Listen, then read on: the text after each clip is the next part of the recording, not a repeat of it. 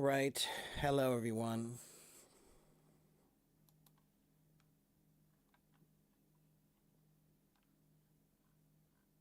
Hello, Esther. I'm fine. We're all fine. Everyone and everything is always fine.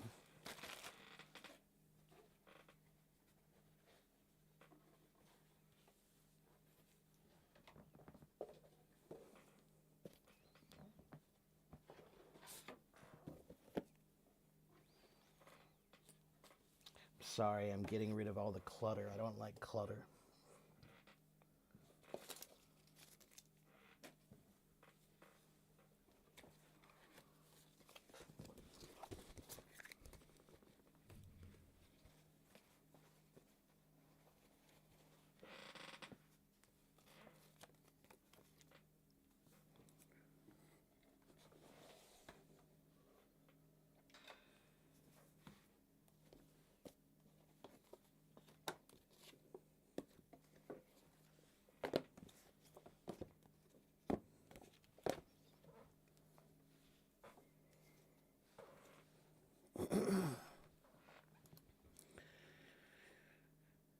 Hello, Miguel.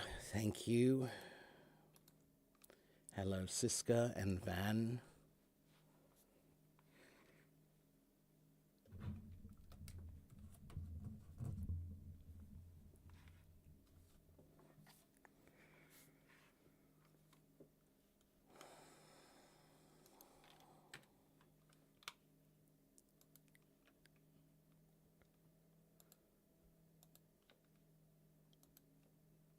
All right, let's see if I can do this first. I hate when this happens.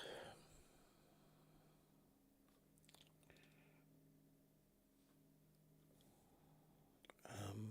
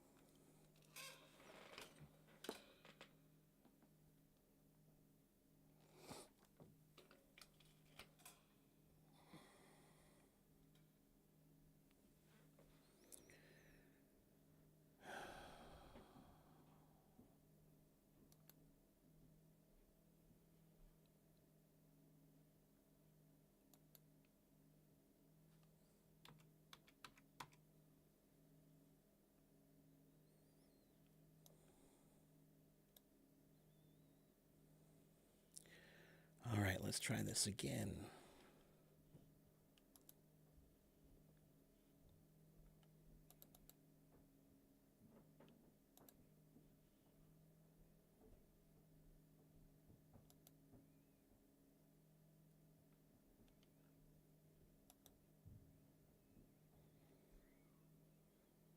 All right, good enough.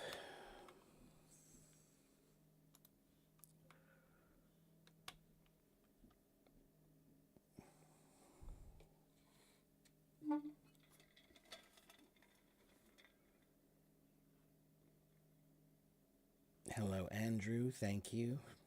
Hello, Abby. All right, so I don't know what we're gonna do today. Maybe I'll just show you some of my resources.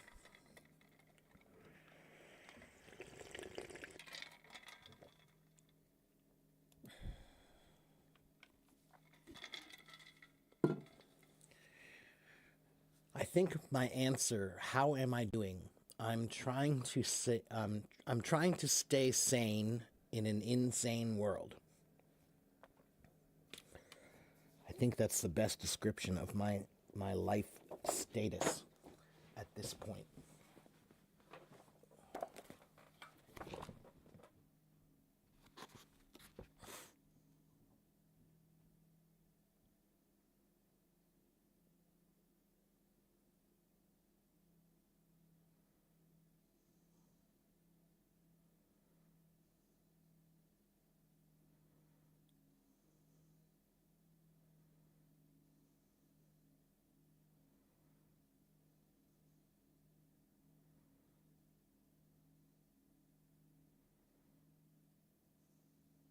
I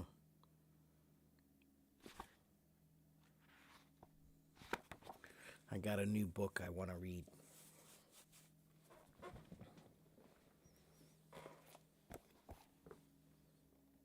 It's an old book. Three dialogues between Hylas and Felonius.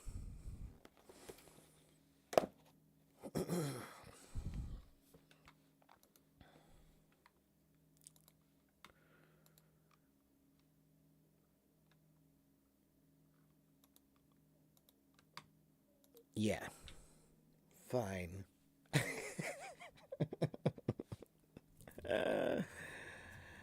That's right. Everything is air quotes these days. We're all okay. Everything is fine.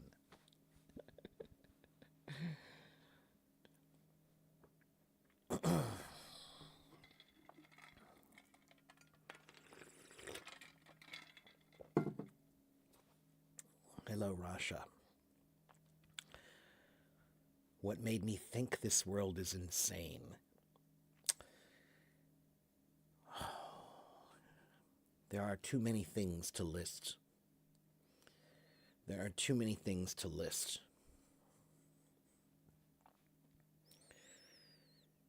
I just wish we could have a very simple world where people cared about people. I know it's crazy. Just, let people live. That's it. It's really not that hard. Do unto others as you would have them do unto you. Do unto others as you would have them do unto you.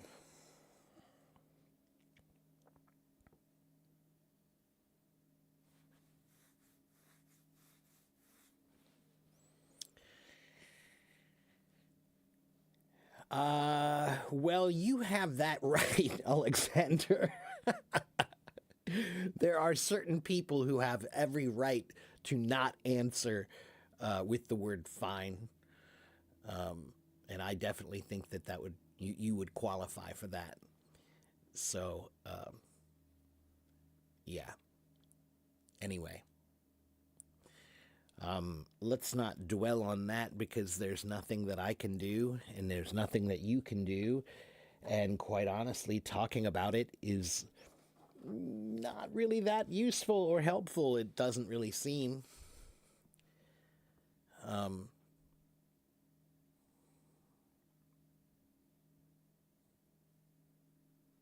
It should be self-evident.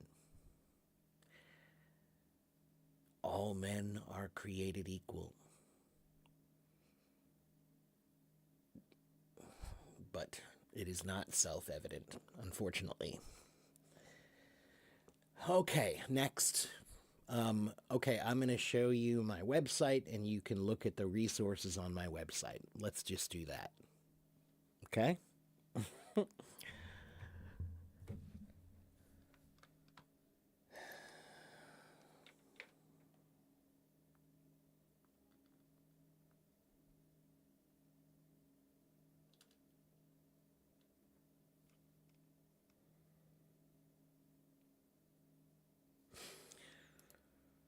Okay, so I have a website, and on this website, you can go and find many things to study English for free.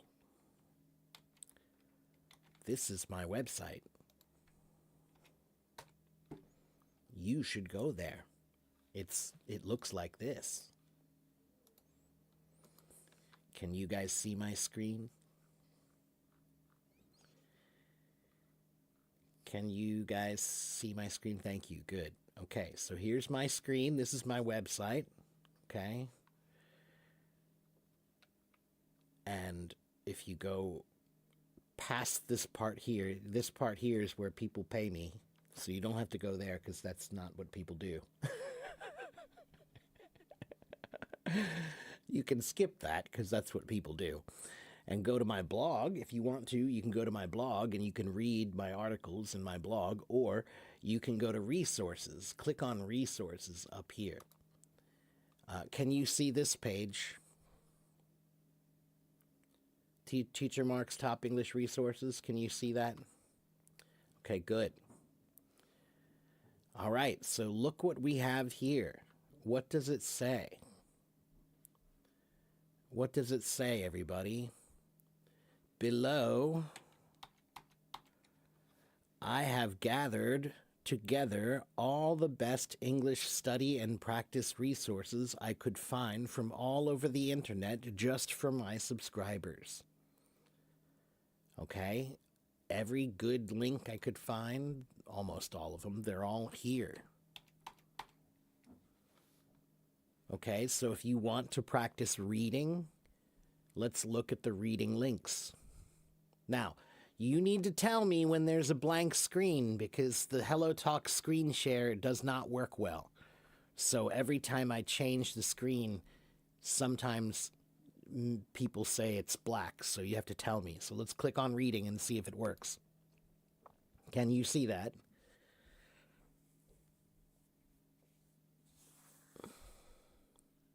ESL Fast. Do you see this link?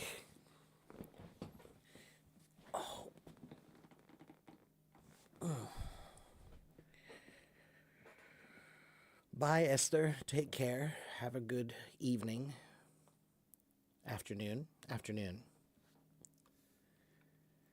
Can you guys see this link? ESL Fast. Do you see this?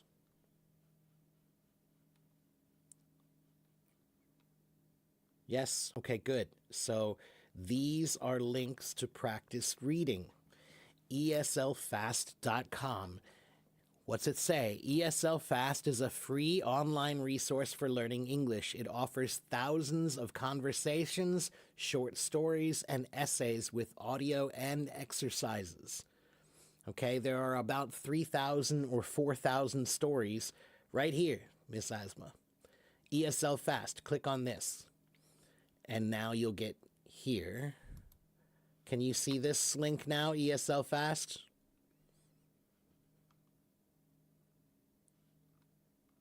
Do you guys see this thing? No? Okay, let me stop sharing and try again. Try here. Now you can. You see this? What's that say right there? ESL Fast, a huge free online English learning resource. Okay, and you don't have to subscribe. I never did subscribe. You can, but you don't have to. Okay, now look, if you scroll down, you see all this easy conversation. Speaking is easy. Speak kindergarten English, right? But you can keep going. And look, reading for children, really basic reading for children, super easy reading. Okay, and then we go down here, English level 1 reading, level 2 reading, level 3, level 4, level 5, level 6, and then these get harder, graded reading 1 through 6. They have 3 here, but if you click on 3, you'll find 5 and 6, I think. And then they have things about grammar exercises, and things to practice here. This is all free. Look, let's click on English level 1. These are very basic, very simple. Okay, can you see that link, English level 1?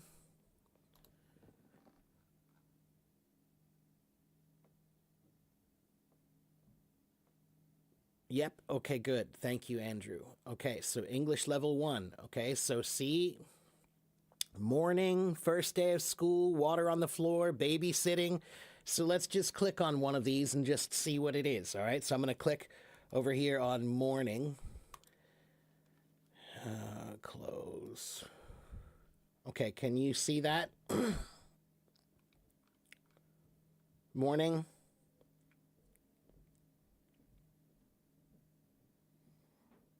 Yes, good. Okay, so let's look. Look, there's a recording. It's 35 seconds long. He wakes up. He sees the sun rise. He brushes his teeth. His teeth are white. He puts on his clothes. His shirt is blue. His shoes are yellow. His pants are brown. He goes downstairs. He gets a bowl. He pours milk and cereal. He eats. He gets the newspaper. He reads. The end. Very, very basic, simple reading. Very, very basic, simple reading. Okay, and they have a recording. He wakes up. He sees the sun rise. He brushes his teeth. Okay, and on the bottom here, they also have some exercises. If you click on vocabulary, I don't know if you can see this or not, but they have the vocabulary words over here, and you can click on each one of these, and it will tell you what it means. Hello, Chris. How are you, man? All right. And if you want the link for this, guys, the best way to get the link is go to my website here. All of this is free. All of this is free. And it's good for more than just level 1. That one that I just played is a level 1 reading, but it goes up to English level 1, 1, 2, 3, 4, 5, 6, and then they have another level that's higher.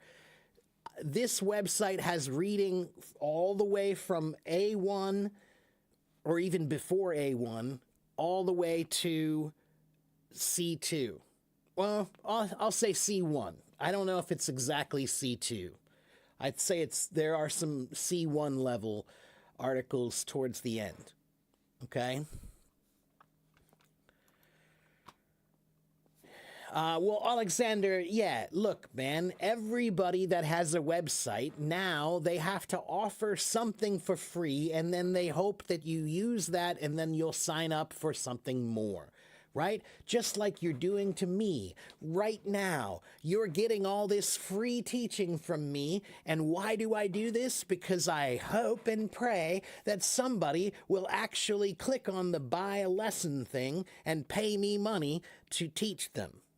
That's why we do this. That's how it works. Everybody has to offer something for free because everybody's offering everything for free these days. You know, so that's what we do. We just give it all away. So, where do you go? Go to the link, the AFIEC English link. Go to that link, and when you go there, you'll see this. When you go there, you'll see this is my main page. Okay, and on the main page, go up to resources up here. Okay, and you can click on resources, and then you'll find all of these wonderful resources. I just showed you one. Do you know how many are here? Look, reading, writing, listening, speaking, IELTS and TOEFL, grammar, vocabulary, and pronunciation. So that was one link that I just showed you. One. But in the reading, there's ESL Fast, Breaking News English, that's a reading link, English Club, reading, British Council, reading, Hagerstown, reading, Lingua.com for reading. These are all websites where you can go practice reading for free, okay?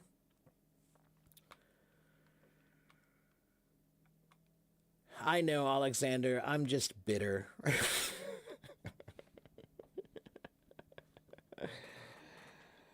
I'm a bitter old man. Which level is equivalent to C1? Miss Asma, I would say if you go to the graded reading, I don't know why they do this, but they hide the highest levels of reading on that website. So to find the highest level, you have to go to the graded reading 3 and then click on that. Then scroll down, and then you'll see graded level 4, graded level 5, and graded level 6, I think. And then the 5 and 6 are the highest levels of reading that they offer. Okay? So again, those are all reading resources. All right, let's go back and let's look at some other resources. How about writing? Purdue University Online Writing Lab. This website is used by almost every single university student in the United States. If you go to college in the United States, they probably are going to give you this link for whatever writing classes you're in. because this page has almost everything you need for academic level, college level writing. Okay, let's click on it and see. All right, tell me, can you see this Purdue website? Purdue Owl, Purdue. Welcome to the Purdue Owl. Yes, Ina says. Okay, good. So over here, this is the APA guide and the MLA guide. What does that mean? Those are the two forms of writing that are usually used for academic writing. Okay, so when you are required to write a paper here, they're going to tell you what format you must follow. They're going to say you have to use MLA or you have to use APA. This is the guide that tells you how to do that. Everything that is required. If you do not follow that and you give your paper, you will fail. You will fail. That's part of what they're testing. They are testing if you are capable of following the rules of writing. You know, and what did I tell you about that? What's my rule? My rule is you can break the rules if you know the rules. If you don't know the rules, then you can't break the rules. All right? Or you can, but you can't defend it. All right? GB. What's GB?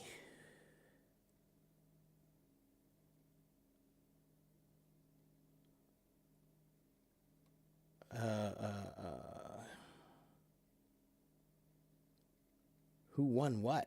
I don't know what we're talking about anymore. I'm confused. All right. So again, if you go down more, let's see. Where is the? Let me see. There's.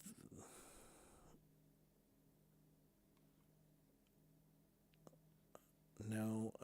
Online index research. No. Where is the link I'm looking for? I forgot.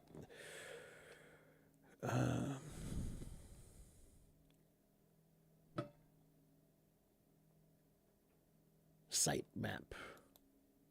There we go. Look at this. Look at this. Wow. Can you see this? Oh, goodie bag. Oh, I don't even know how to do goodie bags. And I can't when I'm on my web. I'm not. When you do the live stream on the computer, you can't do any of that stuff. So I can't do any of that stuff. So if you have them, then you can give them, but I can't. All right. So I hope you can see this page. Can you see this page? The Purdue Owl general writing map? No? Okay, let me share it again. Let me share it again. So look, this is everything on this map or on this website. So what about writing style? What is style? Creating your writing persona. Context. What kind of context are you talking about? Using models, right? What about diction? Do we talk about diction? Tone, mood, audience, levels of diction, developing your vocabulary, writing in a plain style, right? The writing process. Here's all kinds of things about the writing process. Here's writer's block. And look, they even have a lot of grammar up here too. Like if you don't understand gerunds and participles and infinitives, then here's a bunch about that. Okay? And adjectives and adverbs. And over here, let's see. Using the correct language, right? Kind of the appropriate language for the paper you're writing. Okay? Can you guys see it or no? Chris, apparently there's some, there's a screen sharing problem.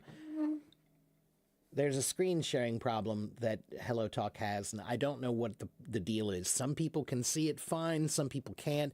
Some people say leave the room and come back and it'll be fine. I don't know what the deal is. I've told them about it. But I don't think they really listen to me anymore.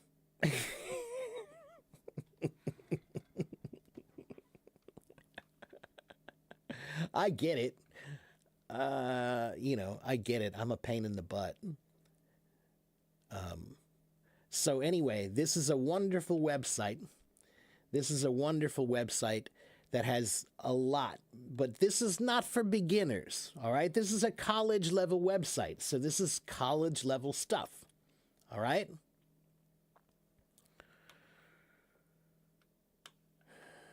See something, say nothing. That's right. Yeah, they don't care. I don't really think they care anymore. I think they are pretty happy with the direction that they're going, so they don't really care if people don't like it.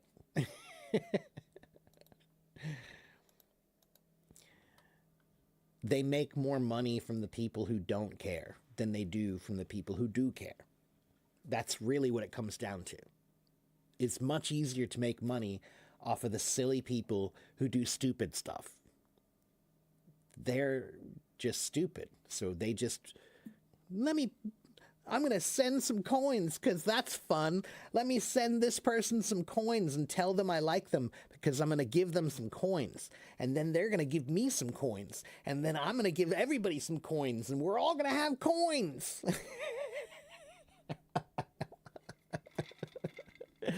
Coins for everyone.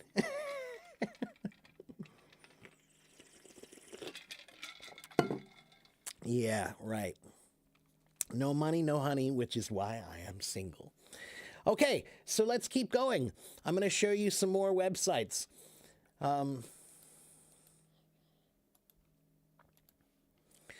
English Purdue Writing Lab, right? So here's that one. Now we have another one here, English Club Writing Resources. Can you see that one?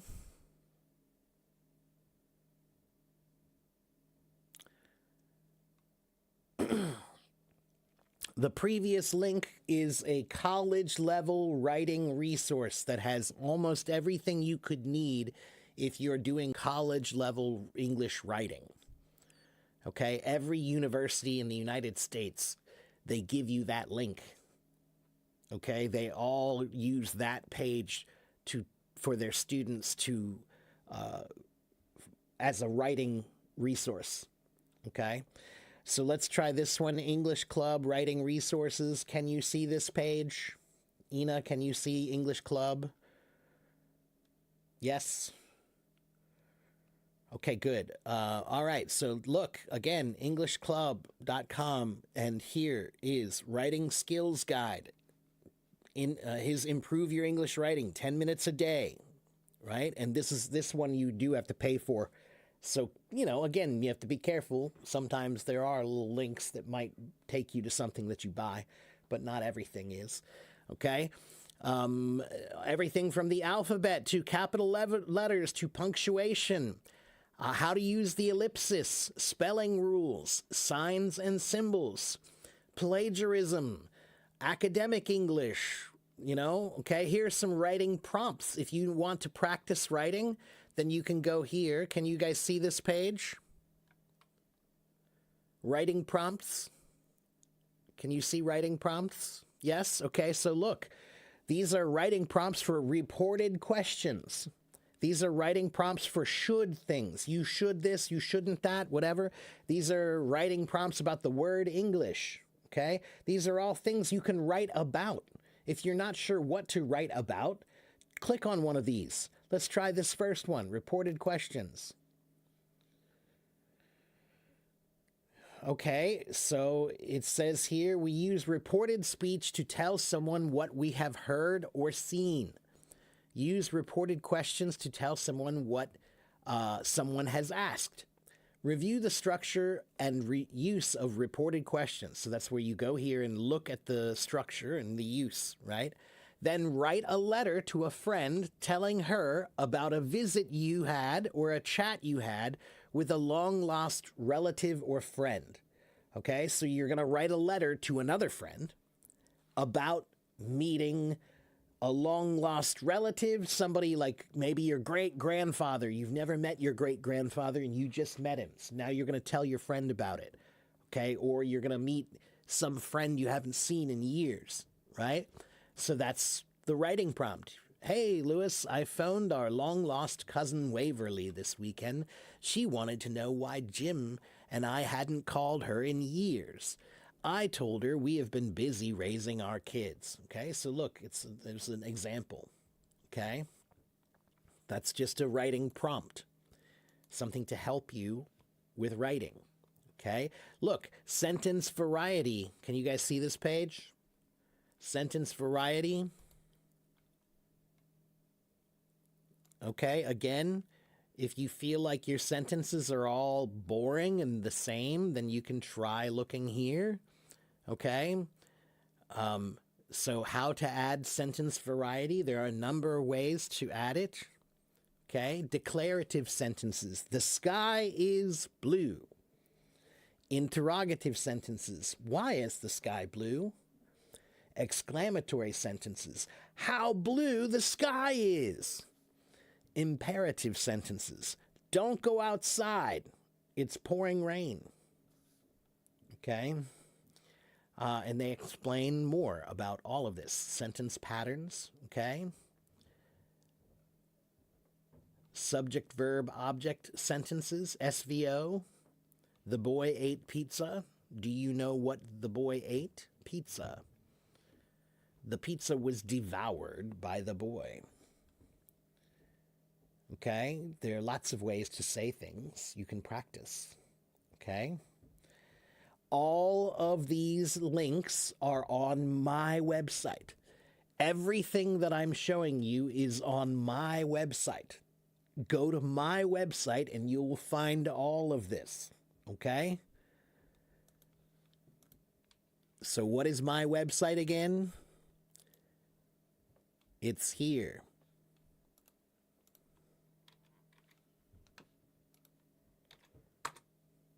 AFIECEnglish.com. Go to that website and then look at the top and find the resources button, resources menu. Click on resources and you'll find all of this. Okay? And yes, you should go here and you should spend a week looking at all the links because there are a lot of links. It's a lot. I'm providing you almost everything you need to study English by yourself. Okay? But it's a lot, so you need to take the time to go through it. Okay?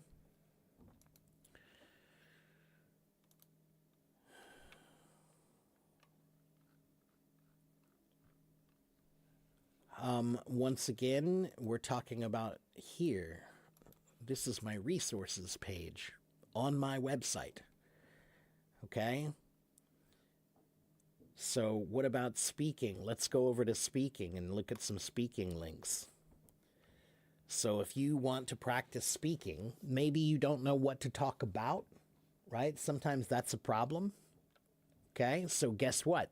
This first link here, I love this link. This is a link actually for English teachers, but it has some things that you can use. Okay, can you see this link? Conversation questions for the ESL classroom. Can you see this link?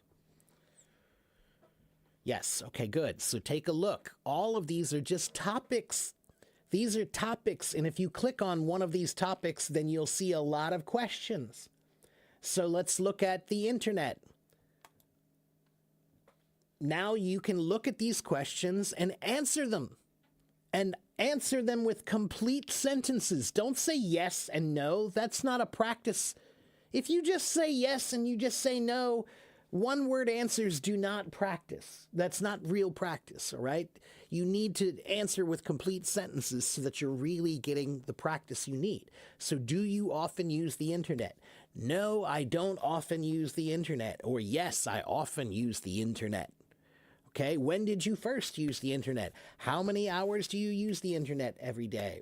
Who uses the internet the most in your family? Okay, right? I mean, look how many questions. It's crazy how many questions they have here. You can practice answering these questions forever because there are so many. All right, so many topics like superheroes and comics. Okay, if you knew where the Batcave was, would you go to it? Right? That's kind of funny. Home. Can you describe each room of your house? What does the outside of your house look like? Where do you park your car at your house? Do you like the place where you're living? Why or why not? Yeah, it's lots and lots of questions. So I used to use this website for my conversation classes. I had adult conversation classes, and this was brilliant because there were just a billion questions that you could just go through. Now, not every one of these are interesting, and some of these topics, maybe they're a little controversial, or maybe the questions might be controversial. That's part of learning, at least in America. In America, part of learning is talking about controversial things and learning more about what people think and feel about these things. Okay, so not all of these topics are simple, basic topics. Some of these things are kind of advanced. If you don't want to look at the controversial things, then don't. Okay, there are enough topics here that you don't have to look at anything controversial if you don't want to. All right? Okay, so that's one great link there. Okay, let's go back and share again.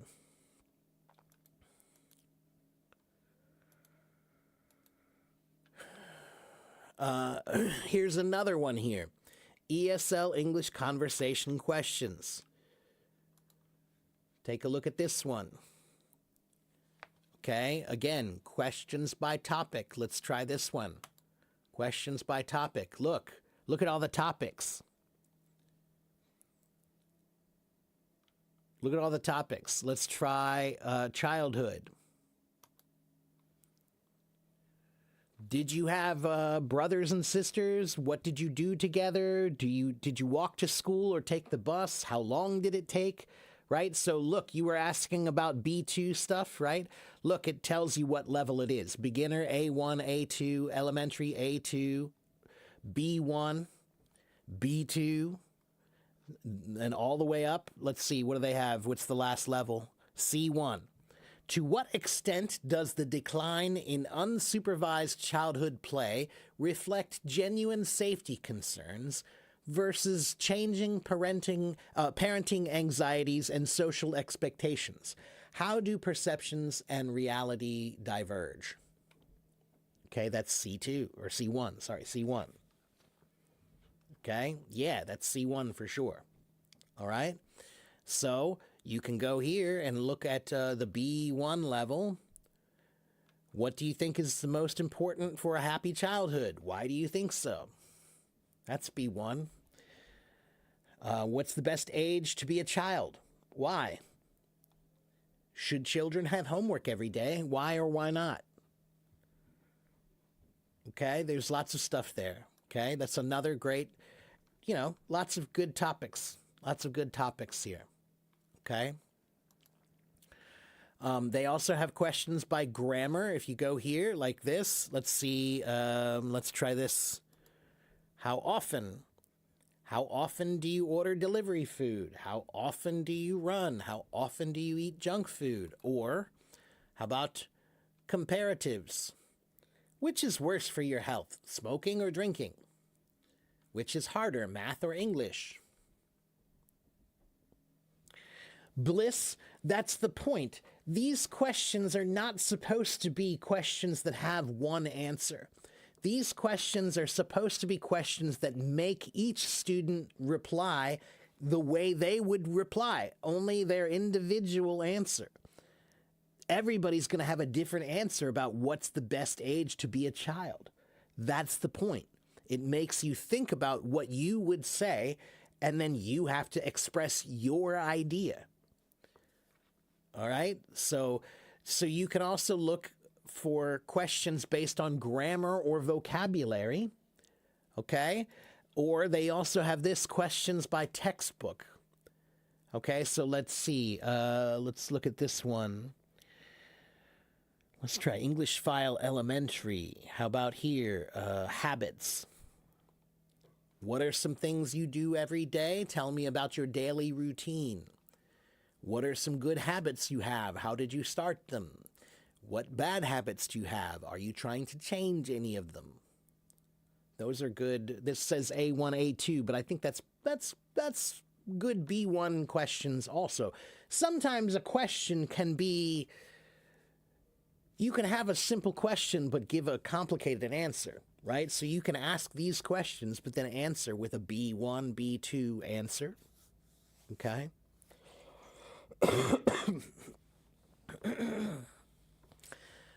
To be a child was the question. To be, what's the best age to be? Do you think 10 years old was the best age, or 8 years old, or 6 years old, or 12 years old? What age is the best age, and how do you define that, right? That's the point. It's supposed to make you think. And the other thing is, in my experience, these questions are great because the kids want to tell you their answers. They want to. Like when one kid will say, I think 8 years old is the best year because that's when I had my favorite birthday. But then another kid will say, no, but my favorite was my 10th birthday was my favorite birthday. Or they'll say, no, I think it's better when you're 5 because blah, blah, blah. They'll argue about it. That's good. That means they want to express themselves. So these questions are great because they get your students wanting to express their viewpoint. Okay? And like I said, there are so many questions to go through. If you are a teacher, then you need to go through this website and explore it and find the ones that you think are best for your class. Okay? Emily, all of these can be found on my website. Everything that I'm showing you is on my website here. AFIECEnglish.com, top English resources. Okay, that's what I'm showing you. These are all links on my website. Okay, here. This is the website I'm showing you. This is the page I'm showing. All right? And we are looking at all the links that I put here. Okay, so let's try, how about listening? ESL Lounge. This is a good one.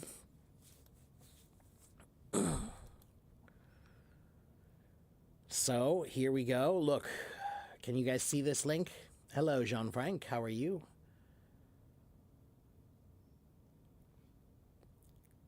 Can you guys see what it says, which level? Yes, thank you, Ina. So we have beginner, elementary, pre-intermediate, intermediate, and advanced, right? And then we have categories down here. Look, listening categories, personal life and routines, home and living, family and friends. Let's try family and friends. Okay, family and friends. Like we have, there's a recording here, a surprise party. It's a conversation between siblings planning a surprise birthday party for their mother. And it tells you what is involved. Present simple, future time expressions, making plans and offering help. Okay? It's North American English. It's 1 minute and 27 seconds long. Okay? They have a transcript of everything that they say. It's written. Okay? So, and then they have 2 quizzes. They have 2 quizzes. Okay?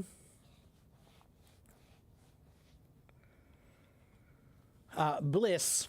Well, first of all, Bliss, are you new?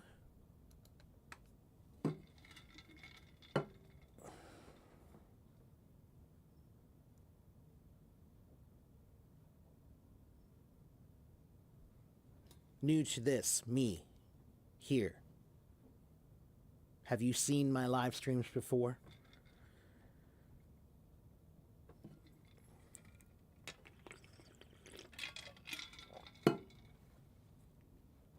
Long time ago. Okay, well, so that's why I was asking, because I always tell everybody memorizing is the worst way to learn.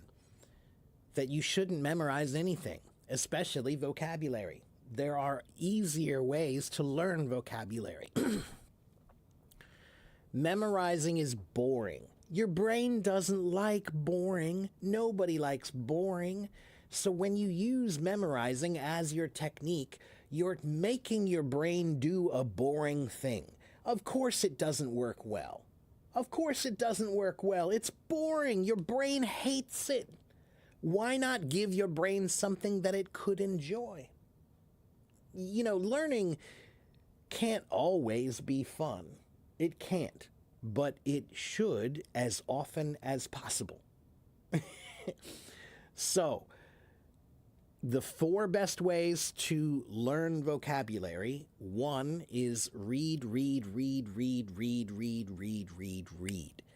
Any teacher will tell you that it is very obvious which students read and which students don't read. The students who read have a far greater vocabulary.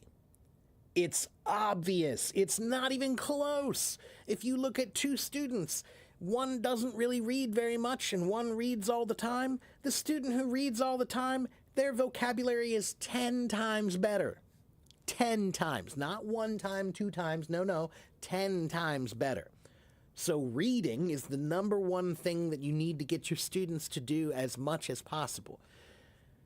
But that means you need to be creative about giving them things to read that they want to read.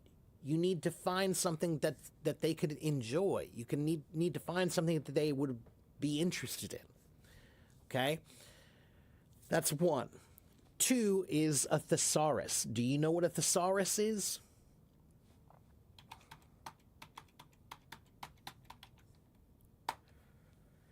Thesaurus.com. I'm going to show you.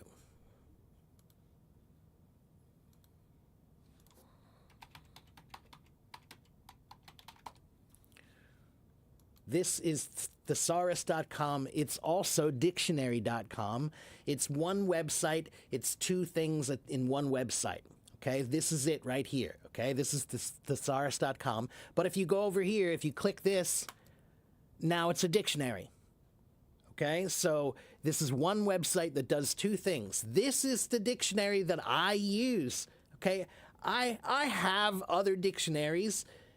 Sure, Oxford is great, Webster's are great, but to be honest with you, I think this one is much better. I always use this one first. All right, so go to thesaurus.com, and now here's what you can do. Ask your students a word they know, like the word happy. Everybody knows the word happy, right? You know that word. But do you know all these words? These words are all in the family of happy. Cheerful, delighted, ecstatic, elated, enraptured, exultant, glad, gleeful, jolly, joyful, joyous, jubilant, merry, mirthful, overjoyed, thrilled, upbeat, blessed, blissful, blithe, content, contented, convivial, gratified, peaceful, pleasant, pleased, satisfied, sparkling, sunny, and tickled. And if you don't know what words these mean, like what did this, I don't know, cheerful, let's look. Click on cheerful. Now you can see cheerful. You can listen to it. You can see the definition. Click over here and you'll say, there's cheerful. In good spirits. And it'll even give you some sentences up here, right? They have examples. Look, they found real examples here on the internet. So it says, he asked his son to ignore the crowd in the bedroom and departs with a cheerful, love you, buddy. Okay? And look, they even have this other thing up here that I love called etymology. And etymology means where does the word come from? So it tells you the origin of cheerful. It's the word cheer plus the affix full. Okay? And so the word cheer, you can look up that and find out where that comes from. So what I'm saying is that using a thesaurus is a really great way to explore vocabulary by looking at the words you know and finding new words that you didn't know. right? So if you know happy, great. What about sad? You know sad, but do you know melancholy? Let's look at sad. Depressed, heartbroken, melancholy, mournful, pessimistic, somber, sorrowful, sorry, unhappy. Okay? Why does the L in cheerful have only one L? Because that's the way the affix works. It is the meaning of Full, but in many words, it's only a single L. They just chopped it off over time. All right? Like beautiful is also one L. It means to be full of beauty. So this is to be full of cheer. Okay? All right, so this is a great way to explore vocabulary. That's the second way I tell you to learn vocabulary. So first way is read, read, read, read, read. The second way is this, using a thesaurus. The third way is by topic. So you can type in a word, or I'm sorry, let's type in, let's do sports vocabulary words.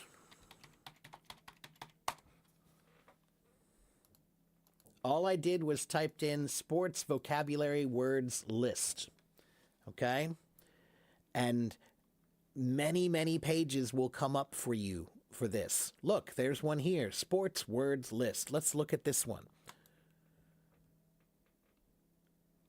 Aerobics, archer, archery, arena, arrow, athlete, athletics, axle, badminton, ball, base, baseball, basketball, bat.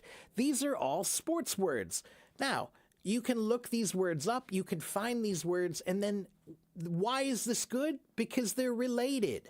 So when you learn them, you're learning things that are connected. If it's connected, then you'll remember. Okay? If you're learning words, just this word and this word over here and that word over there, they're not connected, so you won't remember. But if you use a topic, computers. Let's type in computers vocabulary.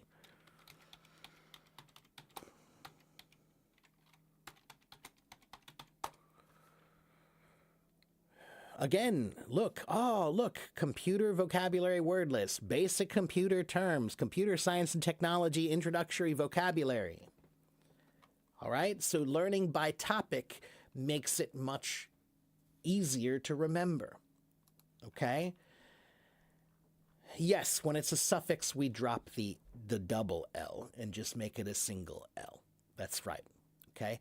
Now, that's the third way. Then the fourth way that I like to learn vocabulary, this way is not for beginners, but if you're intermediate or advanced, then you can start learning this way. It's called etymology. Etymology means the history of where the words come from and how they've changed over time. And sometimes the words have really cool stories, like I just learned a new one the other day. I'm going to tell it to you now. Do you know the word average in English, the word average? What does average mean?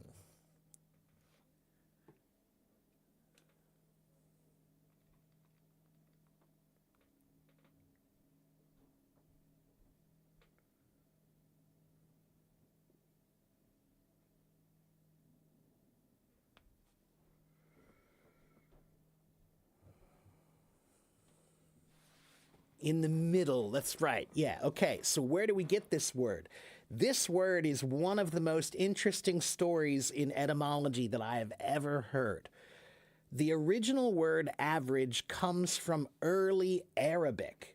And in early Arabic, there is a word, awariya, which meant the original first meaning was a blinded person, a person who was blinded.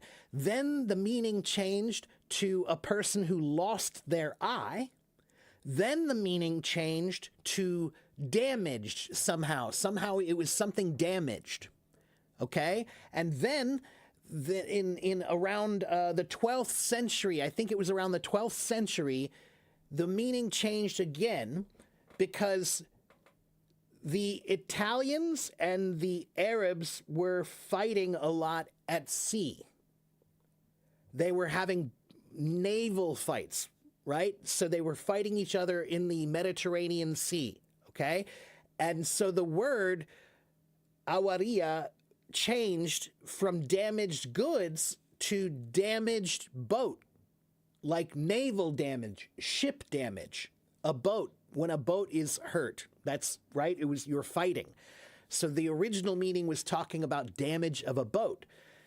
But then later it changed the meaning again. It changed the meaning again. And think about it. If you are if you have your things on a boat, let's say you're shipping all of your things on a boat to another place, and there's a big storm. A big storm comes, and when the big storm comes, they tell you to throw everything off the boat because you need to make the boat more light so they can move more easily in the water, right? So a long time ago, if there was a big storm, sometimes they just started throwing stuff off the boat into the water to make the boat more agile to move more quickly, right? In the bad water. So when they throw stuff off the boat, what if they throw all your stuff off the boat?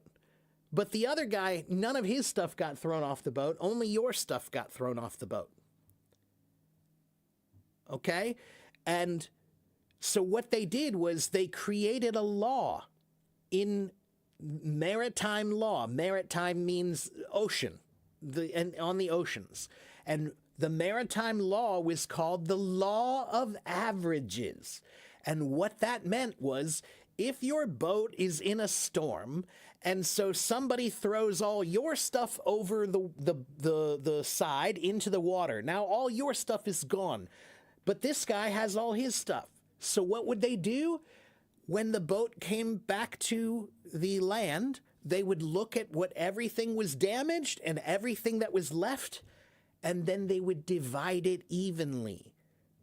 Yeah. So the word average comes from the law of averages in oceans, where if your stuff goes overboard, now we have to split up the damages with everybody. And it's crazy because that word originally comes from an Arabic word that meant to lose your eye. Yeah, see? Now that's an interesting story. And because it's an interesting story, you'll remember. It's easy to remember because, wow, that's cool. Wow, the word average comes from boats. When you used to lose your stuff, they would say, oh, well, that's not fair. So we'll just split it up. We'll average it out. Okay? Bob, etymology are stories. Etymology is history. History is stories. It's in the word story. His story. That's what they are. Okay? And yes, Bob, I am a drummer, but I am also a teacher. I am a musician, but I am also an English teacher, and I have a lot of background in history. So I talk a lot about the history of words, the history of music, the history of food, the history of culture, the history of transportation and travel. I talk a lot about history here. Okay? And etymology is one of my specialties. I'm pretty sure that I know more about etymology than anybody on this app.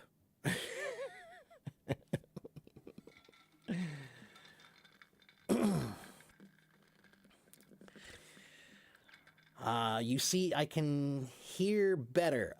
Well, if you mean I'm a musician, so yes, musicians have an advantage in language. If any musician wants to learn a language, yes, they have an advantage because musicians have to be good listeners. Yeah, that's true. It's very true.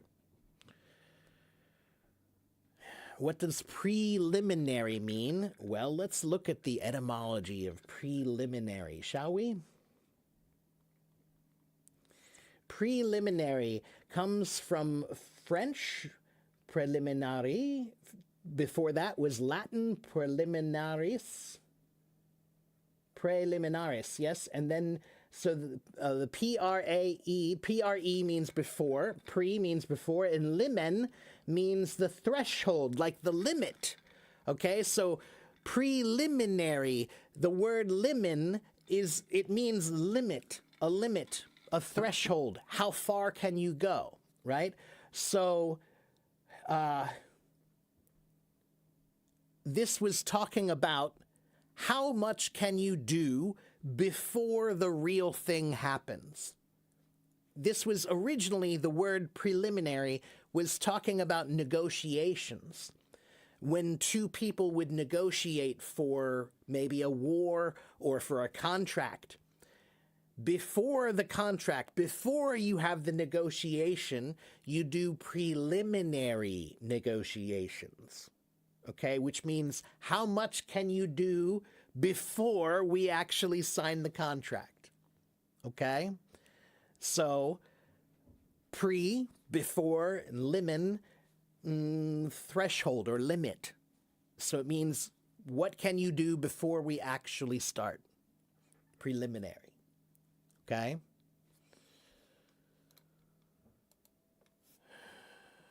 Taylor Swift was asked, what would you do if not a singer? And she said she'd be an English teacher. All right. I think she'd be pretty good at that, actually. She has a pretty clear speaking voice, and she has a good personality for teaching, I think. So she could do that, and I hope she does. I think that would be wonderful if she eventually put down her music career and decided to take up a career doing something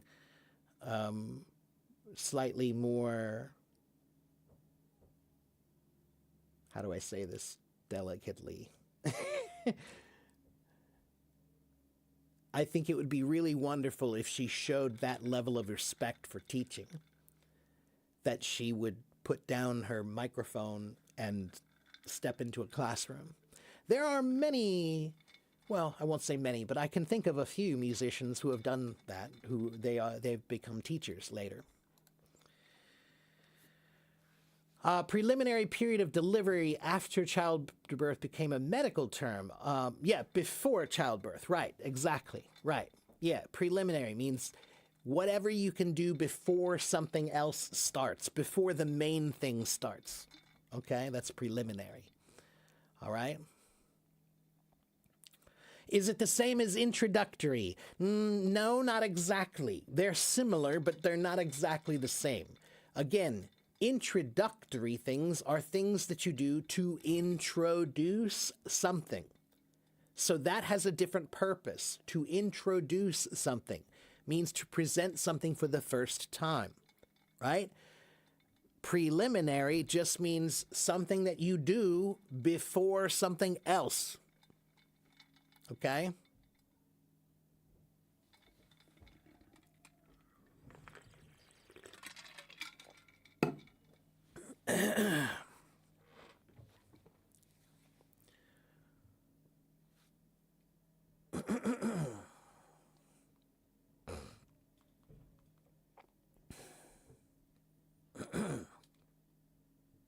What time is it? 10:39 already. Wow.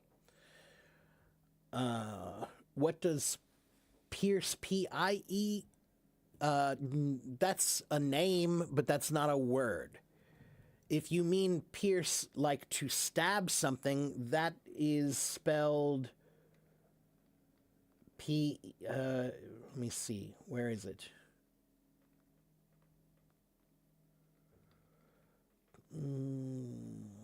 Pierce. Is it I-E or E-I? I always forget.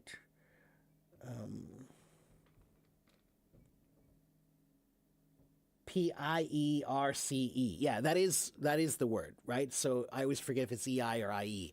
To pierce. No, you're right, I-E. I'm sorry. I was wrong. To pierce something, pierce is often a name, actually. It's a name. Okay, that's a family name in many cases. But in this case, if it's a small p, not a big P, a small p, the word pierce means to stab something like, let me see. Oh, well, look, I have a knife right here. Okay, so here's a napkin, and here is a knife, and now I'm going to pierce it. Ah, it's been pierced. I have pierced it. Okay, to pierce means to poke through with something. To pierce. Okay? To make a hole through an object. Like stab, yes, to pierce and stab those are similar words. Yeah. Okay? Yeah, a piercing is when you pierce your ear. They pierce your ear to pierce. Okay? To pierce your nose, to pierce your ear. Okay? It's to make a hole in something, to pierce. Okay?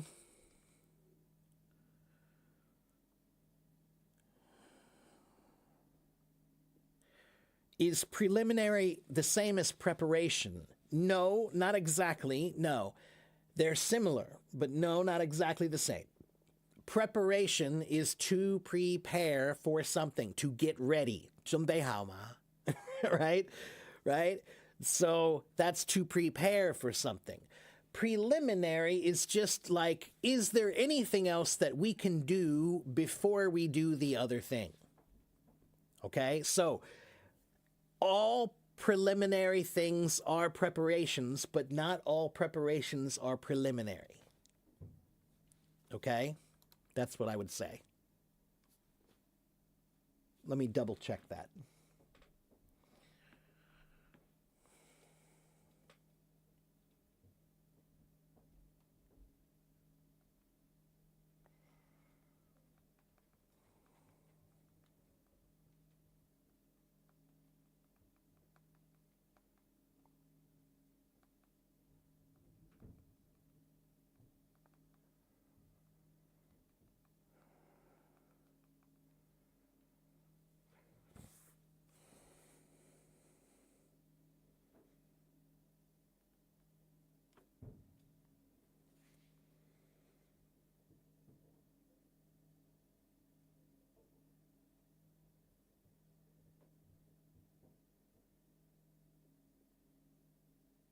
Yeah, yeah.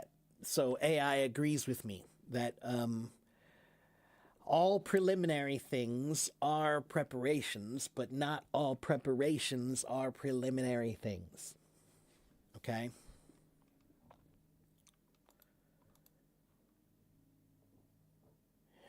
Puncture is pretty much the same as pierce. I think I could say that those are pretty synonymous. Yeah. Why don't we say stab your nose? Because stab is a different word. To stab, the purpose of stab is to hurt someone. We stab something to cause damage. We pierce something to make a hole, right? So pierce is to make a hole, stab is to cause damage. Okay? And stab is not the word when we're talking about our toe. We're talking about stub, S-T-U-B. To stub your toe is when you're walking and you accidentally, your toe hits the table and it's like, oh, my toe really hurts. Ouch. That's stubbing your toe, not stabbing. S-T-U-B.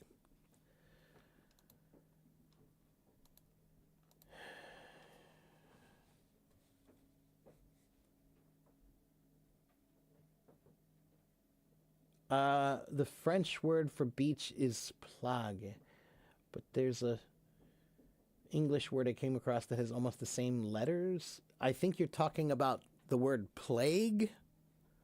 Plague is a word. It means like COVID. COVID is a plague, the Black Plague. But they're not related. The word beach, that's like Spanish playa, right?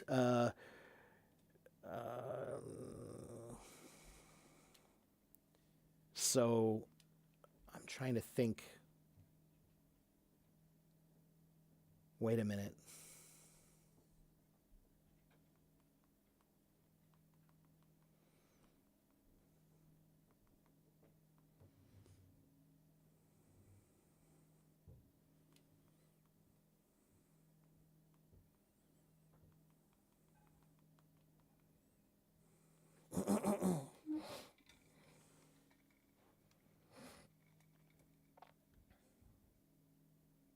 So the word playa, in the French word meaning beach, it comes from the Latin word plagia, meaning the shore or the side or the slope of something. So a beach is a slope, right? It's like you feel the beach is usually like this, right? The water comes up and goes out, so the beach is out on a slope. So the word beach actually in Spanish or French comes from the word that just means on an angle or on a slope. Okay, that's because that's what a shore is. A shore is on a slope.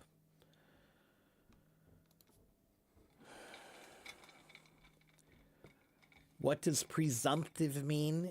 Presume. To presume means it's like the word assume. To presume and to assume are similar. Here, hold on a minute. Let me pull that up.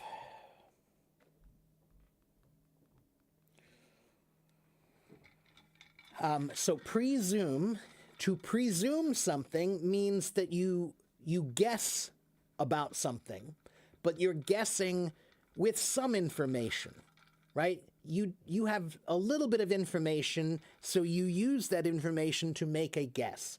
That is a presumption. Okay, so if something is presumptive, that means the TIVE at the end means like in this way, right? Or like this way. So if something is presumptive, that means that it is a presumption.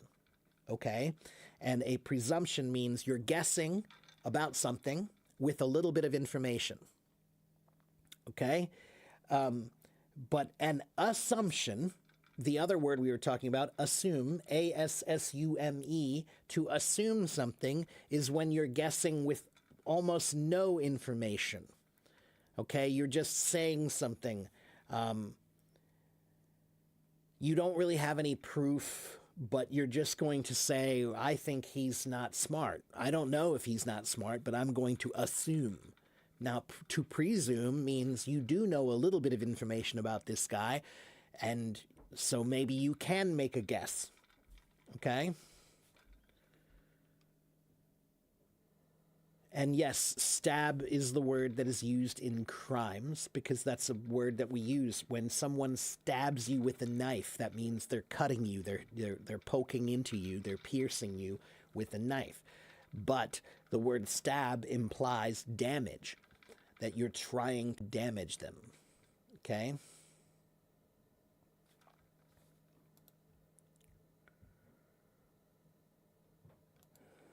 Can I tell you the story of fiancé? Yeah, it's French. It is French. About 30% or more of English words come from French. I mean, it depends on who you talk to. Some people will say as many as 60% of English words come from French, but the way I teach it is 60% of words come from Latin or Greek, 30% come from French, 20% come from German, and we also have many words that come from Persian, Arabic, Hindi, Spanish, Italian, even Chinese, even Japanese, even Wolof. The word banana comes from Wolof. So fiancé, let me just quickly bring that up. I think I remember, but I want to double check. Yeah, so this one comes from the Latin word fidare. Fidare means trust, fidelity. That's where we get the word fidelity from. Fidelis. It means to have faith or trust in something. So your fiance is someone that you have faith and trust in that you will be married. What's the difference between venom and poison? Venom is a specific thing. A venom is something that's created by an animal or an insect that is usually poisonous, right? It's poisonous, so it can cause some kind of damage, right? So venom is from spiders and from snakes and from some other animals. They have venom. Poison is a much more broad word.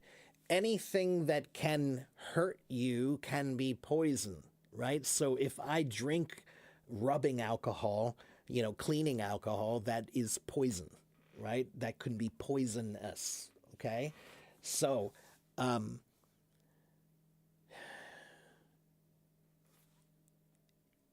put it this way. When a snake bites you, the venom is poisonous, okay? So it will hurt you. It is poison. It is venom and poisonous, okay?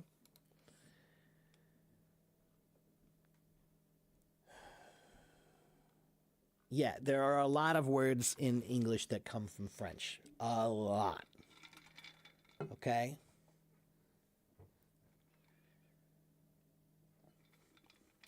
Like the word dessert. The word dessert. It comes from French and Latin. And in French, the word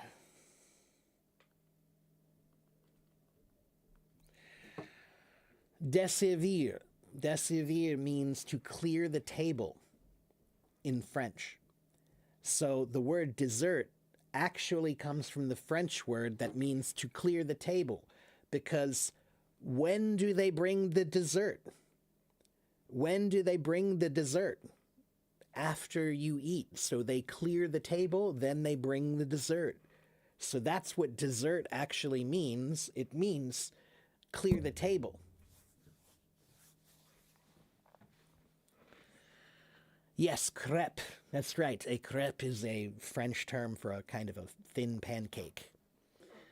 But we say venomous snakes, not poisonous snakes. This is one that people say both.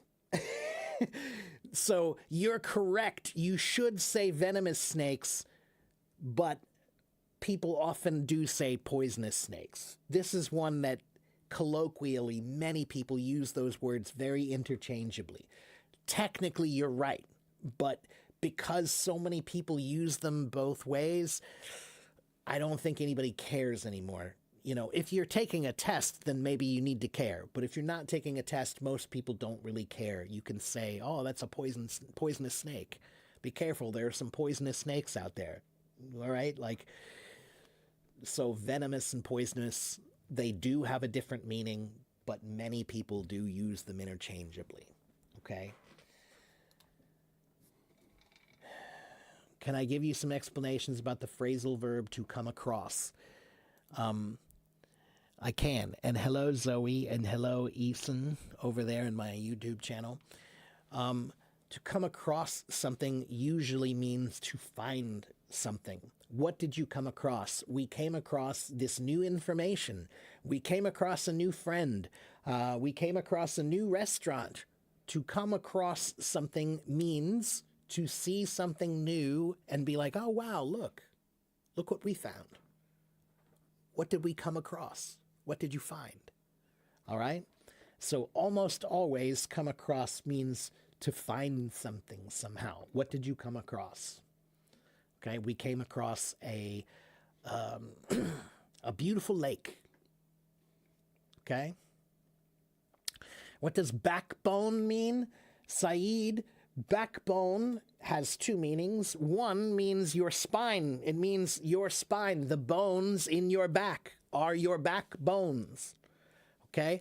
But we use that. Sometimes we say, he has no backbone. That means he's a coward, that he's scared, that he doesn't stand up for you.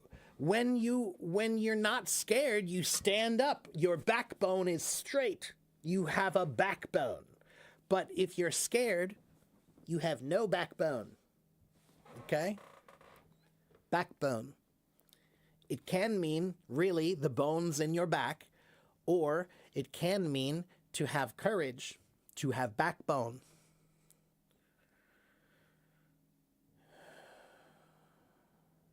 There's a guy who wrote a book called The Dictionary of Fine Distinctions. Yeah.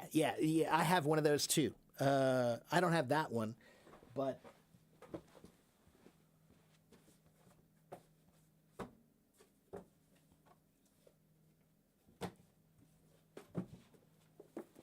I have these two. The Handbook of Problem Words and Phrases, 3,000 words that are often mistaken. And then I also have this one, English is Not Easy, and it has a lot of grammar stuff in it too, but it also has a lot of things that are just common mistakes in English. Verbal mistakes usually. Could I please provide the synonyms link? Yeah, it's thesaurus.com.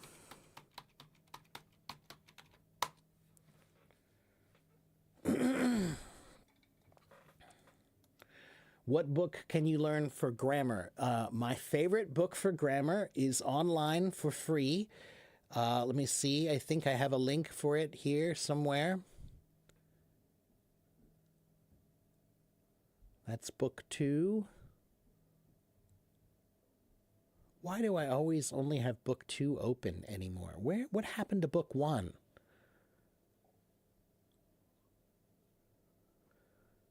It always gets disappeared. Saddleback. Basic English Grammar 1.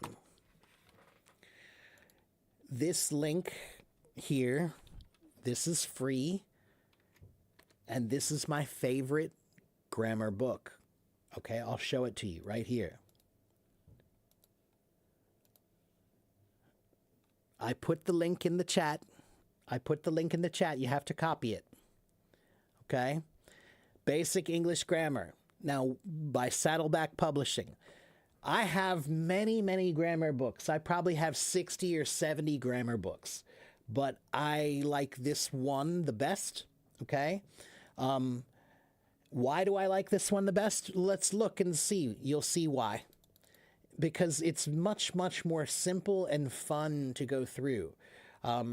So for one thing I like is they use this black, white, and blue background. So anything that's blue, that's what you need to really pay attention to, the blue things. Okay? So look here, like capital letters. They teach you about the capital letter, right? And look, the capital letters are blue. How nice. It's so easy to look at and see. Okay, so I love this book. And look, they have exercises for you to practice. All right.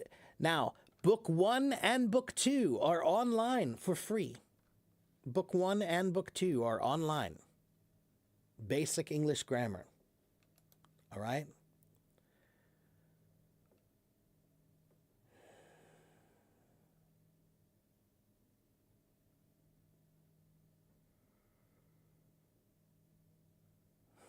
The books I showed earlier. I'm not sure what books you're talking about, Bendy. Which books?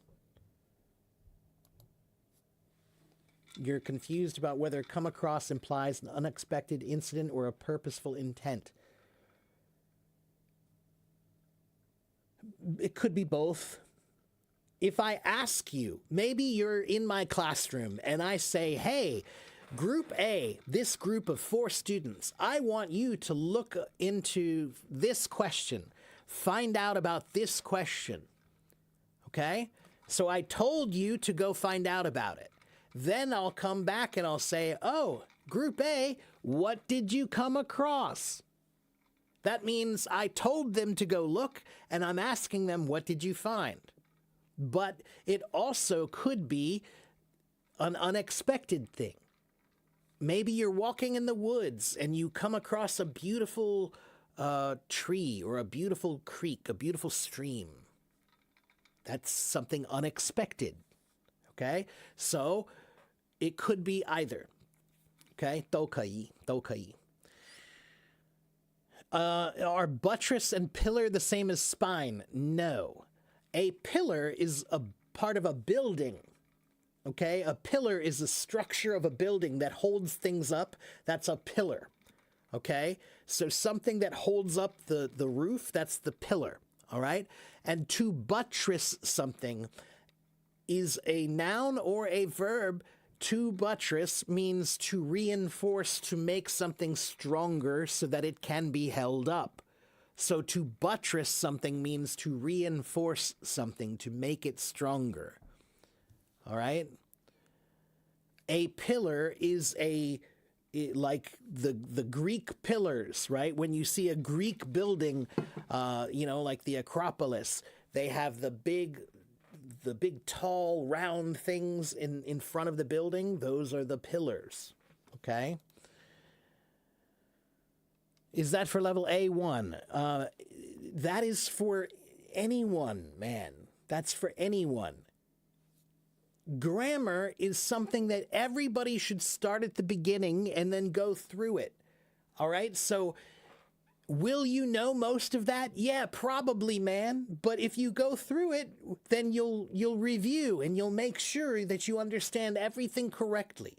And maybe some of their explanations will be better. Maybe they'll say something and you'll be like, oh, well, that makes a lot more sense this way. So you're going to review some, but maybe it'll be good review for you. All right? And grammar is the kind of thing that you can always look at another book and see, what do they say? How do they explain it? Sometimes all you need is the right explanation and somebody will say it and then you'll say, oh, I understand now. All right? That happened to me many times in grammar. I don't understand this book's explanation. I don't understand this book's explanation. Oh, but this one, the way they said it, I get it now. So that's why you should look at different books, different sources.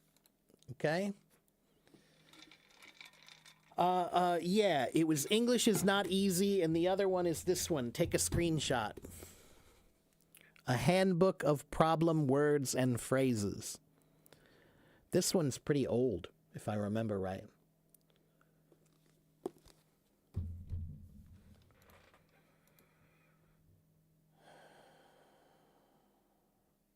Do I have some books or articles about learning English with videos or songs?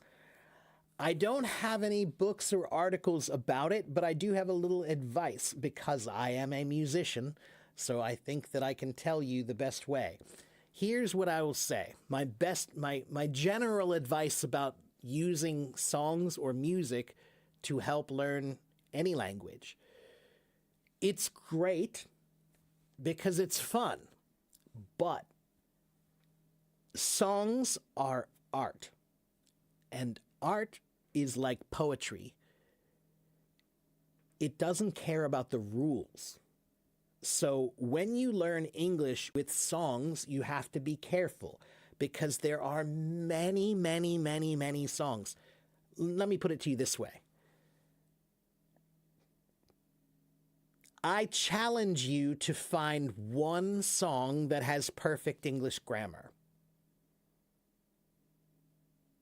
I challenge you to find one song that has perfect English grammar.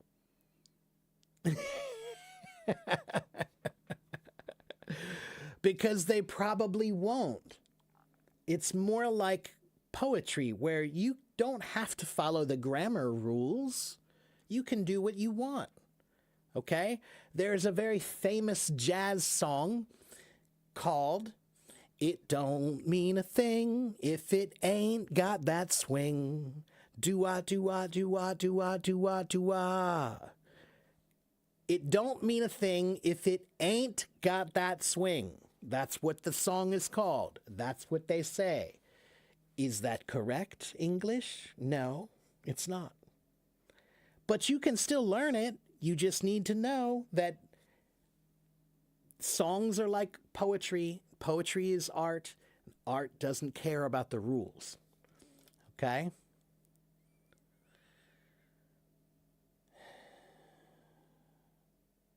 Are grammar rules important if I want to improve my communication skills? Yes, Yusuf. Listen to me, everybody, about grammar. This is important. I hate grammar. I do. I understand. Grammar is boring and difficult. But grammar is the power in the language. So, can you speak without grammar? You can. But your words will not have power. Okay? So if you say, me think people good, people will understand you, but your words will have no power. All right? So grammar is what gives language power. And language is magic. When you say words the right way and people hear you and they understand you and now they're affected by you, that is magic. That is magic. I say something and you understand. I say something and you do something. What do I need to do? How do I, do you know the words abracadabra? Do you know abracadabra? Have you ever heard abracadabra before? The words abracadabra. That actually is a real thing. That comes from an ancient language of early Aramaic. And in Aramaic, they used to say abracadabra. And it meant, as I speak, I do. It means whatever words I say, I want them to happen that way. It's like a statement of intent. Okay, so as I speak, I do. Abracadabra. They used to write that above their door on their house because it was like trying to tell everybody, I want to make my life happen. I want to make things happen. That was magic. Because that's what words are. Words are magic. And if you have great grammar, your magic is more powerful. If your grammar is weak, your magic is weak. All right? So I hate grammar. I get it. And that's why they make grammar hard. That is why they make grammar so hard. Because if it were easy, then they would be giving that power to everyone. And they didn't want to do that. They didn't want to give the power to everyone, so they make it hard. So that's why all the books are so hard for so long. Every language, this is true for every language. They made it hard on purpose because language is power. They didn't want to give that power to everybody. They only gave it to a few people. Okay? So guess what, guys? There are two words in English. The word grammar, we know that word, right? That word means a grammar book. What's a grammar book? It's a book that teaches you the rules of English, right? That's a grammar book. But do you know this word? Do you know that word?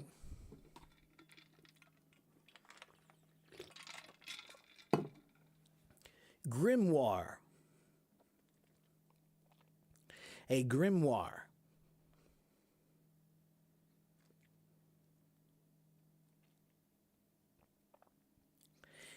A grimoire is a magic book. The word grimoire is a direct relationship to the word grammar. I'm not joking. Grimoire means magic book. Grammar, the word grammar the original meaning was secret knowledge. That's what grammar was, because 2,000 years ago, only a few people could write and read. So only a few people had that secret knowledge. So grammar is magic, everyone, and magic is the power. So when your grammar is amazing, your magic is amazing. That's the only reason why you should study grammar, because grammar gives you power. Now, somebody asked me, is grammar always important? No, it's not always important. If you're in school, grammar is very important. If you're at work and you do a job that uses English, then yes, grammar is important. If you're taking a test like the TOEFL test or the IELTS test, then yes, grammar is very important. But if you're just talking to your friend at the park, grammar is not that important. However, if something important is happening in your life, if you need to communicate to a bunch of people about something important to you, then grammar is very important, because grammar is what will give you the power to make everyone listen to you. When you have great grammar, people will listen. Okay?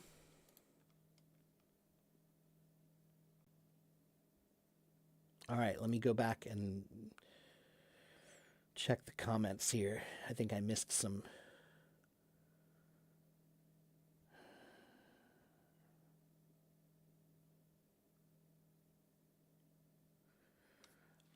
What is a plague? Saeed, a plague is a great sickness of some kind.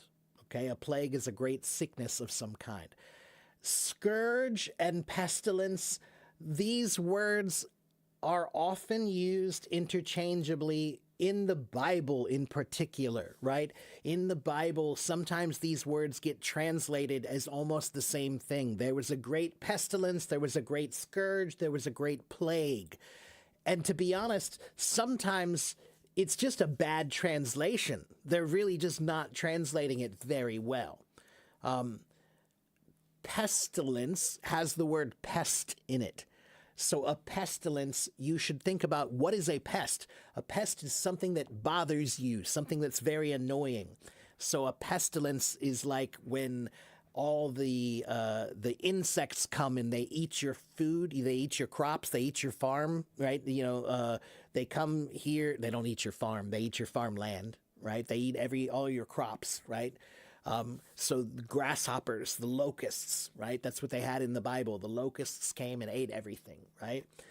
That is a pestilence. Now, a scourge is a more general term that could be anything bad that happens to a group of people, okay? A plague is usually a sickness, okay? Can I recommend a fun and effective method for improving listening? Long podcast episodes make me turn off and become a skeleton. Okay, let me think about that for a moment.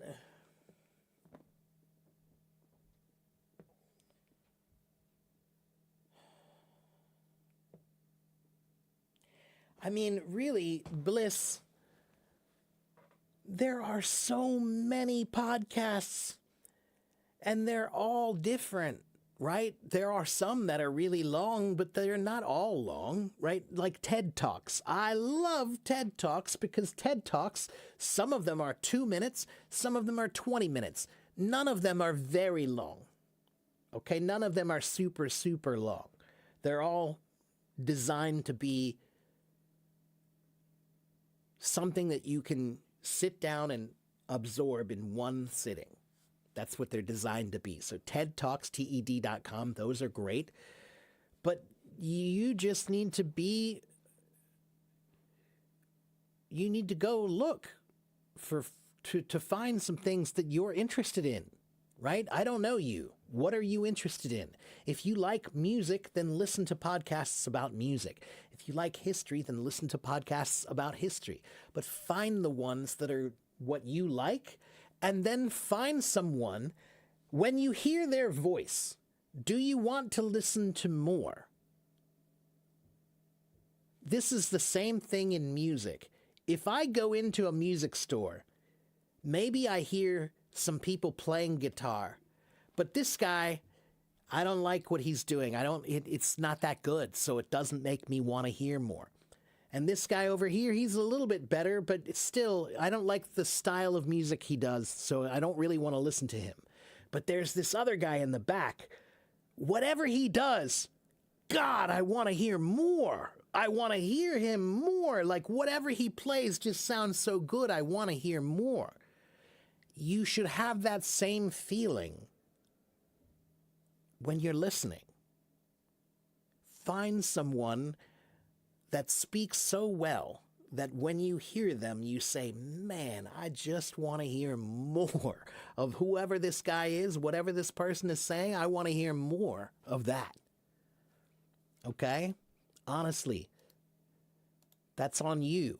You need to put some effort into finding something that you can care about.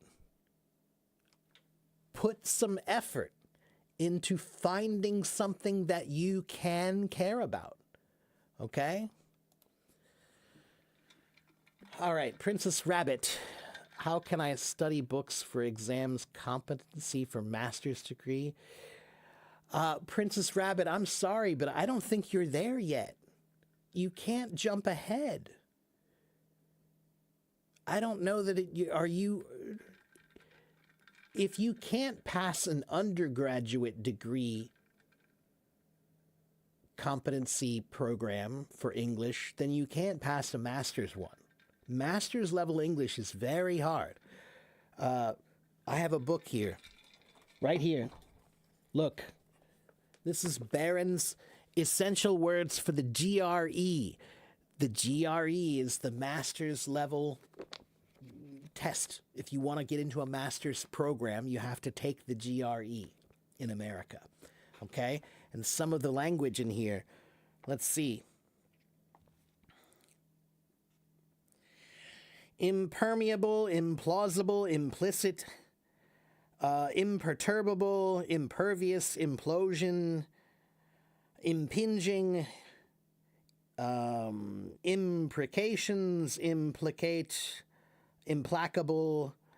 So these are all words for graduate level. How about these over here? Histrionics, homeostasis, homily, harrowing, herbivorous, heterodox, hieroglyphics.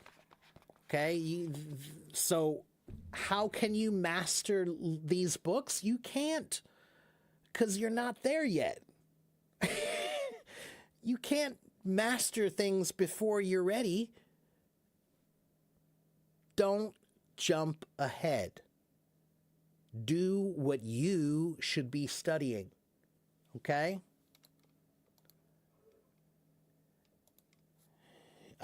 I used the song from Beyonce, If I Were a Man, when I learned second conditional. Good for you. See, now that's a good use of it. Yeah, I like that. You can do that. You can try to analyze a song to try to find the grammar. That would be interesting.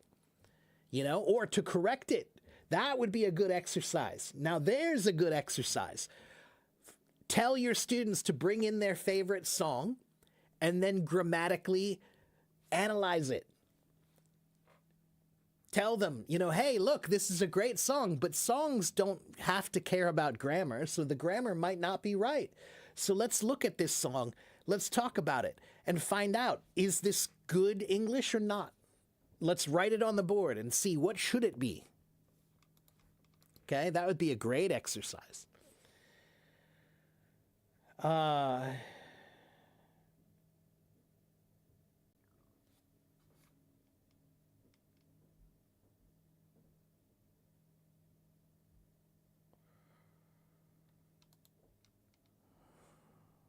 Gremlins. No, gremlins are another thing. Gremlins are it's a mythical little creature that likes to break things. They like to cause trouble. They like machines. So gremlins are a mythological creature that they really like to cause trouble, especially with machines. So, for example, if my computer is not working right, then maybe I'll say, it must be gremlins in my machine. They're little creatures that like to break things in your machine. We joke about that. We say that, if my car's not running right, it must be gremlins. There was a movie in the 1980s called Gremlins.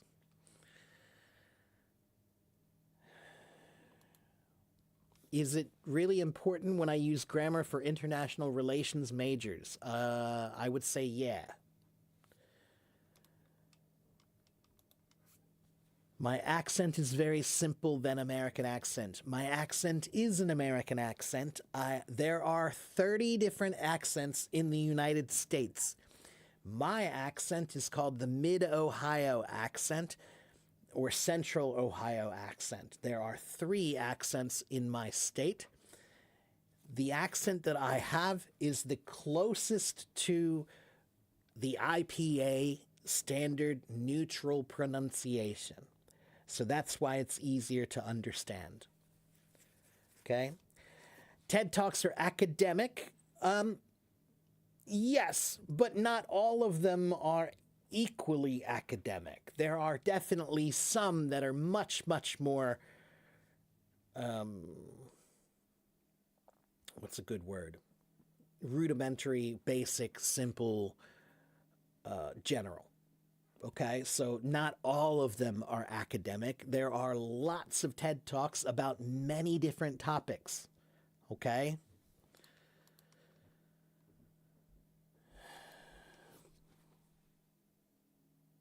Podcast or product, what's the difference? A product is a thing that you made.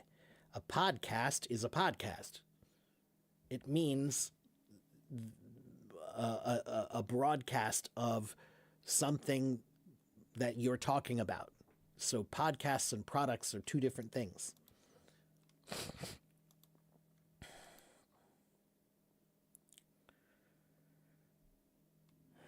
You graduated from the university 2 years ago. Okay, but graduating from the university does not mean that you are ready for a master's level program.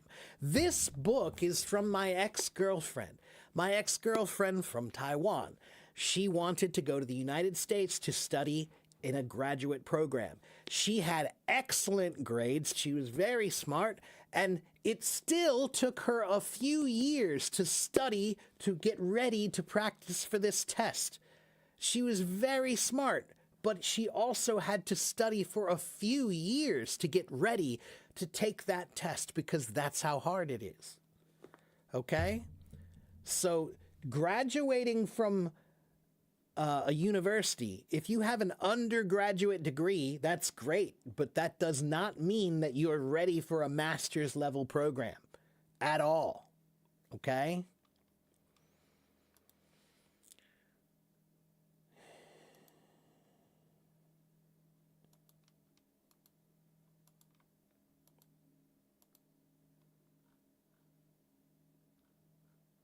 Okay, Princess Rabbit, I don't know what you want me to tell you. You're asking questions like I can give you something that's going to make it all okay. I can't. Get the book and read. You study it just like you study anything else. Get the book and read. And now you have AI that can help you. So if you get a book and you read it and you don't understand it, you can ask ChatGPT to help you understand. All right? But there is no magic secret here. Study until you understand.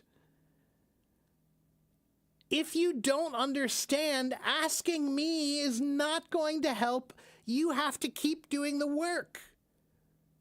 You have to keep doing the work every single day. If you care, then you will do it. If you don't care, then you won't. It's that simple. If you care, then you will make a plan to take it seriously and you will do it. All right? But talk is cheap. Talk is cheap. Anyone can say, I want to do this. That's easy. But doing it is not. Okay? This is Barron's Essential Words for the GRE. This one's old. They probably have a 4th edition now, 5th edition. I don't know. It's probably a much newer edition. This one is pretty old. But, same thing. Okay?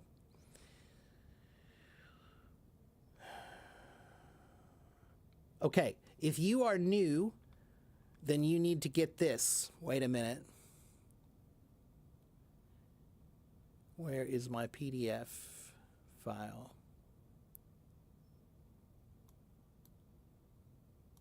Here. If you are new, then please get this file. Okay? I just put this link in the chat. That is a PDF that I made. That has everything that you need to know about me. My schedule is in that PDF. My what do we do here is in my PDF. My background is in my PDF. My website is in my PDF. My YouTube is in my PDF. My blog is in my PDF. There are 4 free articles in that PDF for you. Articles about English. Important articles about English. Okay? So, everything you need about me is in that file. It's not for you, that's for everybody. Okay? That's for everyone. But Princess Rabbit, I'm very sorry, but listen to me. You need to hear this. I think you say, I want to do it a lot, but I don't think you're doing the things you need to do. That's why I'm telling you, talk is cheap. Anyone can say, I'm the greatest. Being the greatest is not the same thing as saying you're the greatest. So what I'm telling you is, if you can't do it, then there is a reason why, and you do need to think about, why can't I do it? What's wrong? What happened? Okay? You need to sit down and make a study program for yourself. I don't know you, so I cannot do it for you. You know you. Sit down and be honest with yourself and talk to yourself about what can I do and what can't I do. And whatever you can't do, you need to make a plan to figure out how. That's your responsibility, not mine. That's your responsibility. Okay?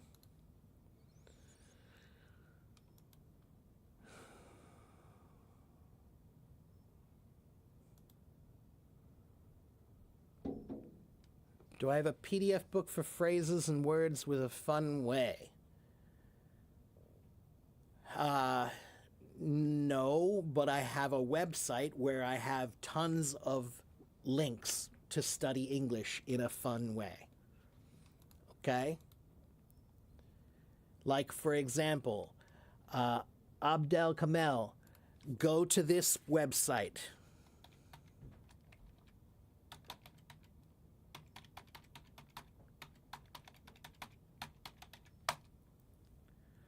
GamesToLearnEnglish.com. Go to that website.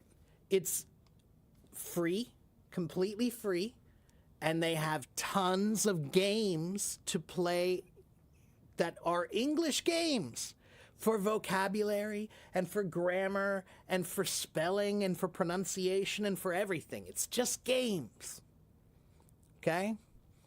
Just games.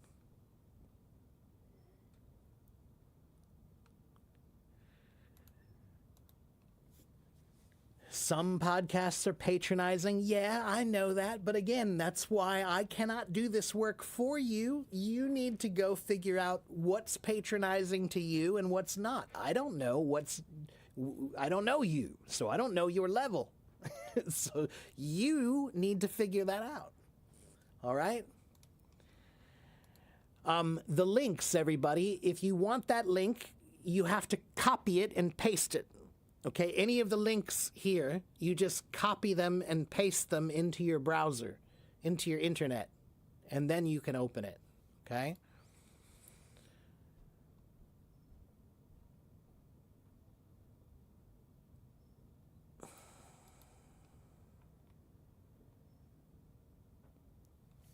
And Princess Rabbit, I think you want it.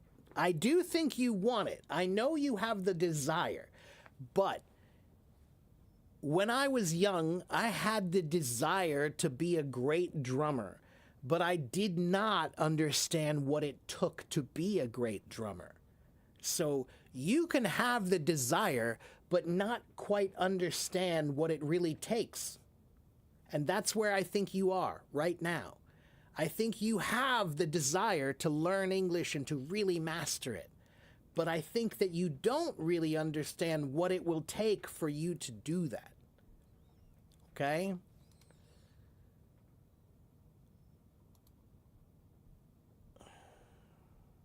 I'm not trying to insult you. I am trying to help you. Okay? Honesty is... If you can't be honest with yourself about your learning, then you can't learn. Honesty is one of the most important parts of learning. You have to be honest with yourself that I can do it or I can't do it, that I understand or that I don't understand. Okay? Do I recommend tongue twisters for pronunciation? Yes, I do. Peter Piper picked a peck of pickled peppers. Peter Piper picked a peck of pickled peppers. She sells seashells down by the seashore. She sells seashells down by the seashore. Yes. Rubber baby bottle. Rubber baby bottle. Is that what it is? Something like that. Rubber baby buggy? I can't remember. There are a bunch of them. Yes, tongue twisters are one of the best ways to learn any language, the sounds of the language. So if I want to learn a language now, I will choose 10 tongue twisters in that language. And that is how I will learn the mouth movements of that language. So tongue twisters will help you to learn the new mouth movements that you need for this language. Okay? Every language has mouth movements that you must do. And if you don't do the movements correctly, then you have an accent because you're using the mouth movements from your language when you speak English. Tongue twisters will help you learn those new mouth movements. Okay? And Princess Rabbit, I'm sorry, but that's too big. You're asking me to create a program of study for a master's student? No, I cannot do that for you. And I don't even know you. So I cannot help you. You can help you. You know yourself. You know your level. You know your background. If you follow me, and if you pay attention and listen, you will hear many things that I will teach about ways to study, ways to learn, ways to think about things, ways to practice. Those will help you, but I can't make a program for you, okay, because I don't know you. I look like Tommy from Peaky Blinders, okay?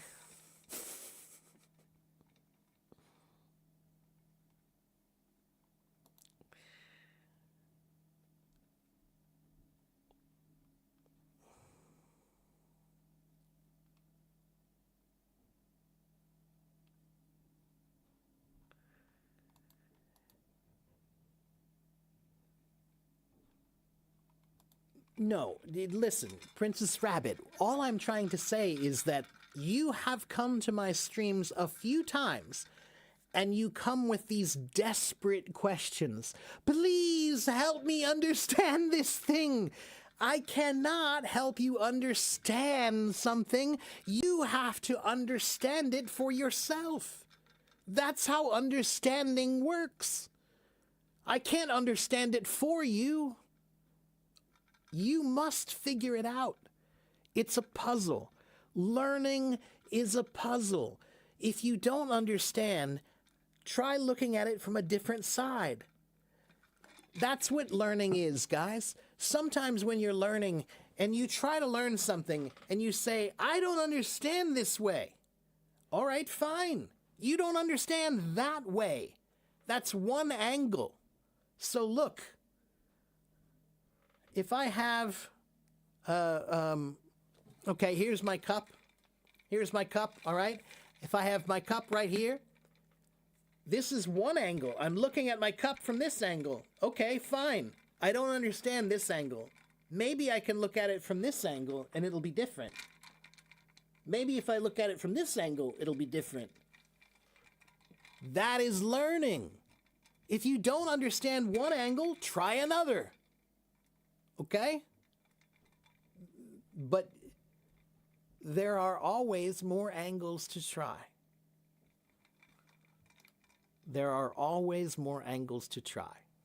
All right?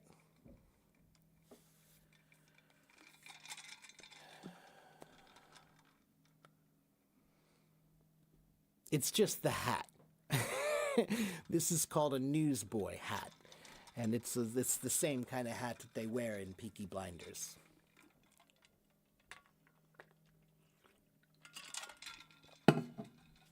Okay, listen, everybody. Look, I'm gonna prove it to you. I'm gonna prove it to you. Princess Rabbit. This is a book that I just got just recently, a couple days ago. All right? I haven't read it yet, but I looked into it. I just was looking and I was just reading a little bit. And I love this kind of book because it's an argument. It's two guys talking about stuff. They're arguing about things. And it's a wonderful way to learn about logic and how to form an argument. But it's difficult. So when I read this, am I going to read this one time? No. No, no, no. I will read this many times. I will read each part many, many times, again and again and again, until I understand. I remember when I was 21 years old, I was learning to play jazz drums. And jazz drums is very difficult, okay? And there was a song that I was listening to.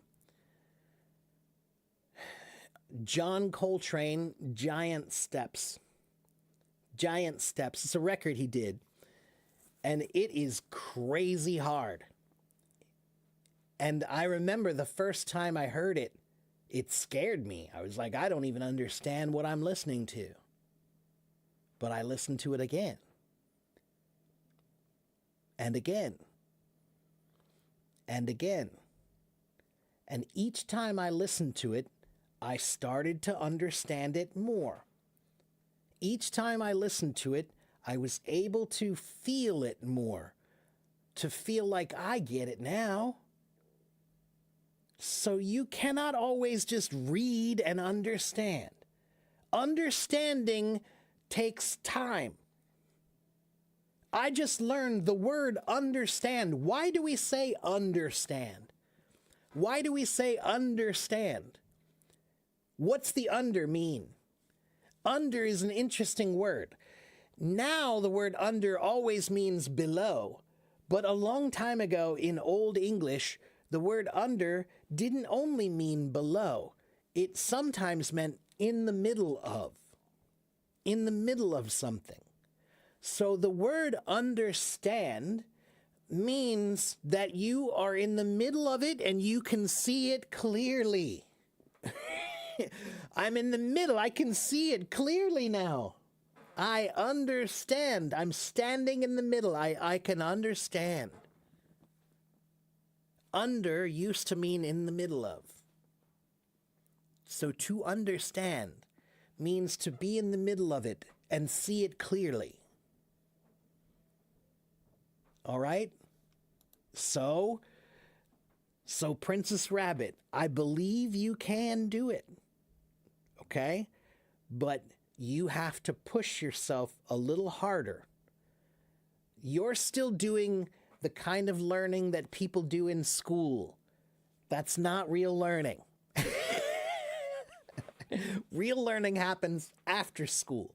When you sit down and you try to just understand. You're not trying to pass a test. You're trying to understand. All right? That's when real learning happens. Okay? And I believe you can do it. All right? And I had to do the same thing. So I am not telling you, I'm not telling you to do anything that I didn't do. I had to do this also. Everyone does. Okay? We reach a point where you feel like, okay, I've gone this far. I've gone this far. And that's pretty good.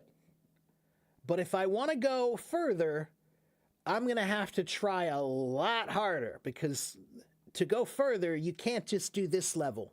This level here is only good for here, right? To go further, you have to push much harder.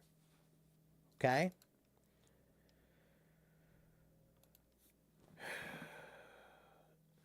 Another word that's the same meaning as beach but ends with the letter R, shore, but that's O-R-E.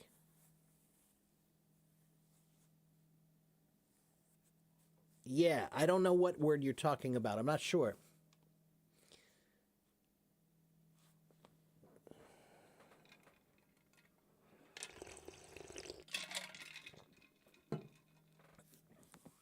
If there are words that you forget and you can't remember, or you lose and you want to remember and find again, what should I do? Find them again. You will lose words and you will find them again, and that's fine. As a matter of fact, it's good, because every time you learn it again, you're reinforcing it it'll be stronger. Okay? So forgetting happens. And sometimes you have to go relearn it again. And the second time you learn it, maybe it'll hold better. Okay? So sometimes you have to learn things more than one time, guys. Repetition is an important part of competence. To be competent means to be very good at something, to be capable, very capable. So competence usually comes with repetition. Learning, you guys have the wrong idea about learning. You think that you're supposed to learn something one time and then you're done. You did that because that's the way they do it in school. In school, you have to be efficient because you're taking a test. So you try to just study for the test and you pass the test and then you do the next test. But that's not real learning. That is not real learning. Okay? Real learning, sometimes you do need to okay, I learned it once, but it didn't take. It didn't really hold. So I'm going to learn it again. And that's why I said it's so great to have many resources. Have many grammar books. Don't just do one grammar book. Get 3. All beginner grammar books. And just see, do they all explain everything the same way? Do they all have, maybe this one has really complicated explanations, but this one has really simple explanations. Or this one says this best, but this one says this best. Right? So the more sources you have, you're repeating. That repetition is important. All right?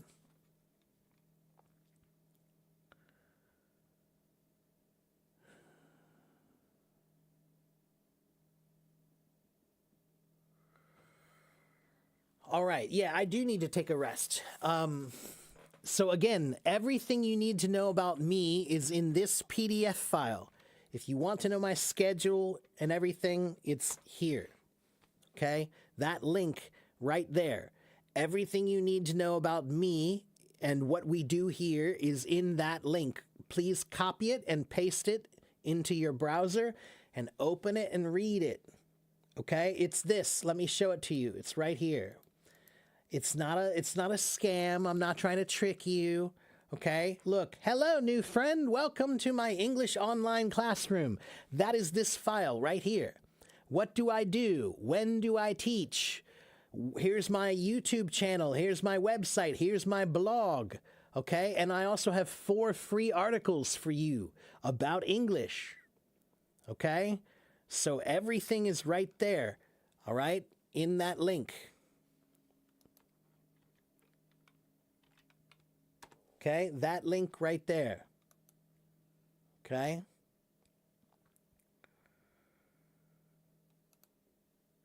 Where can you take an effective English proficiency test? The TOEFL, the IELTS, those are the 2 most common proficiency tests for English. Look it up online and see where you can take one either online or in your city. Okay, they have them all over the place.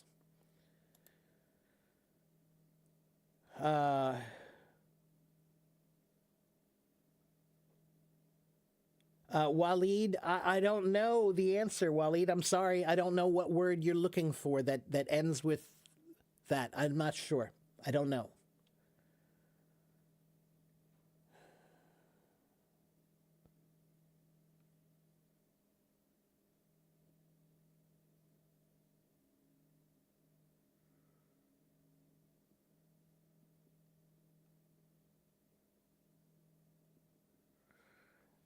Guys, learning is like finding treasure. And you don't ask somebody else to find the treasure for you. Okay? When you want to learn, you're finding treasure.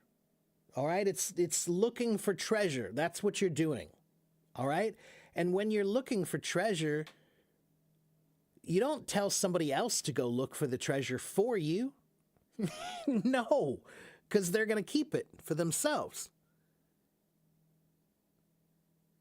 Okay? You can only get the treasure yourself. All right?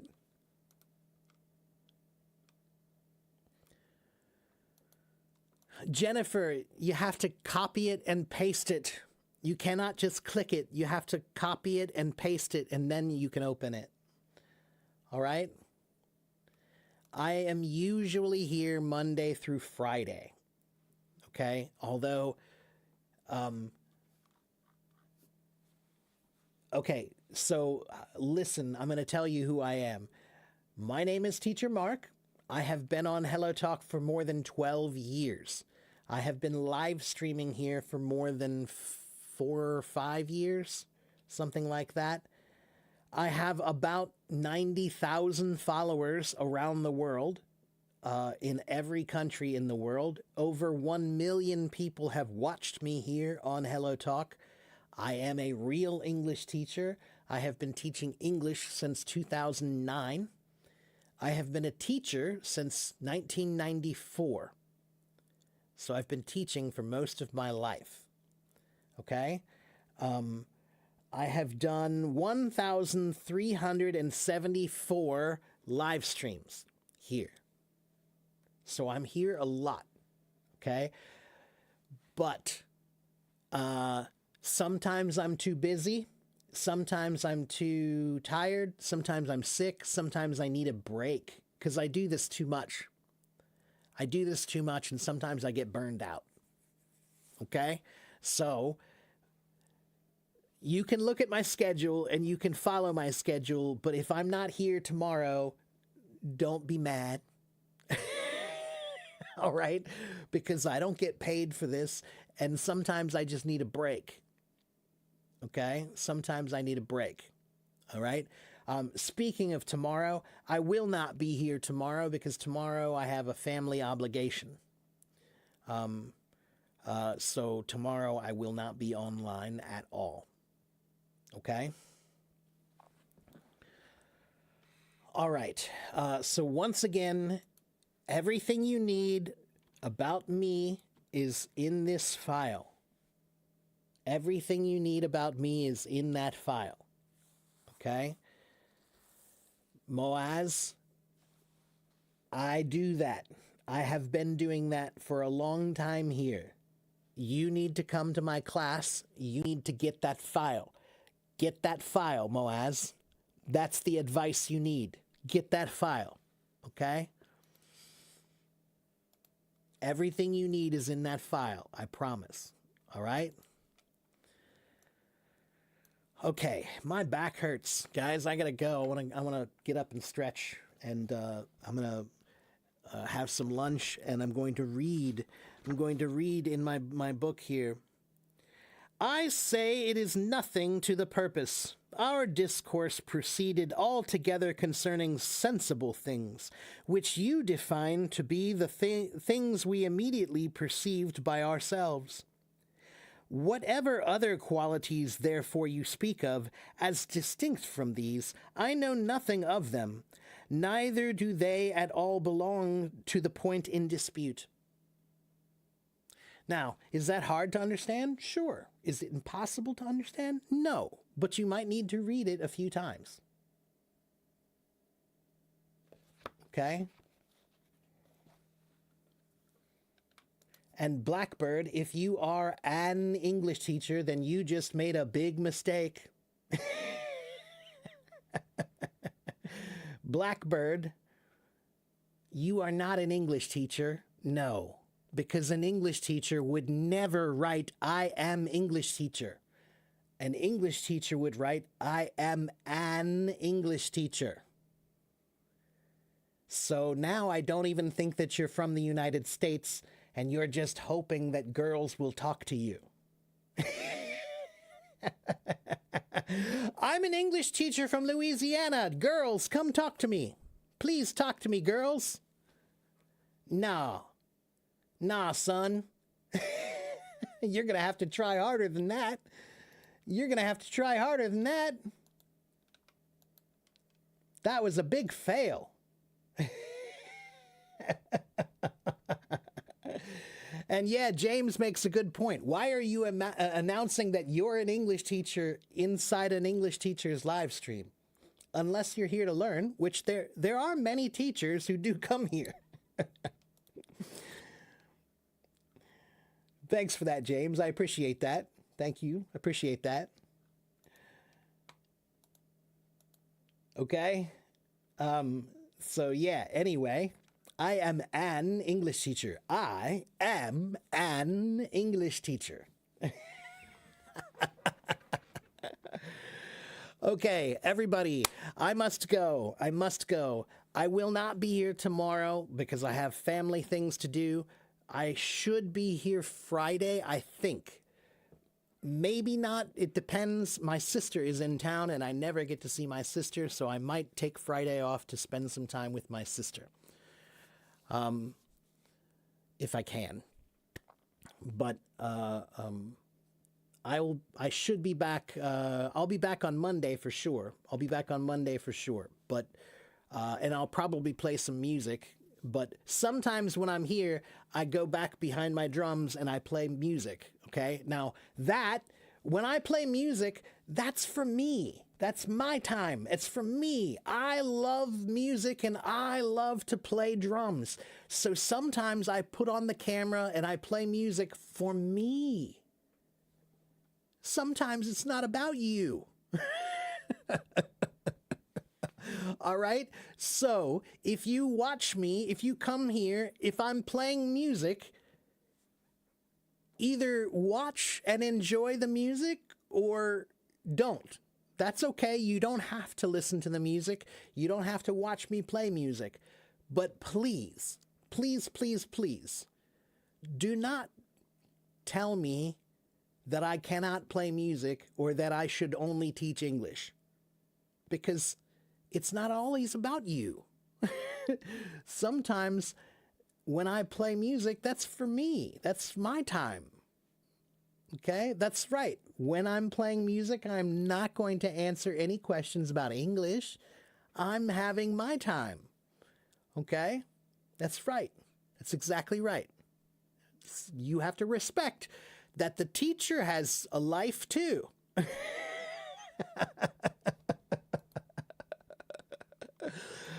All right?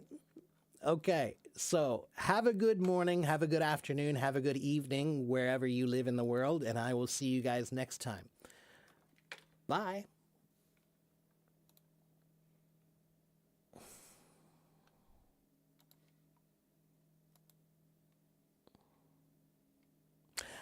And I'm so sorry about the grammar book.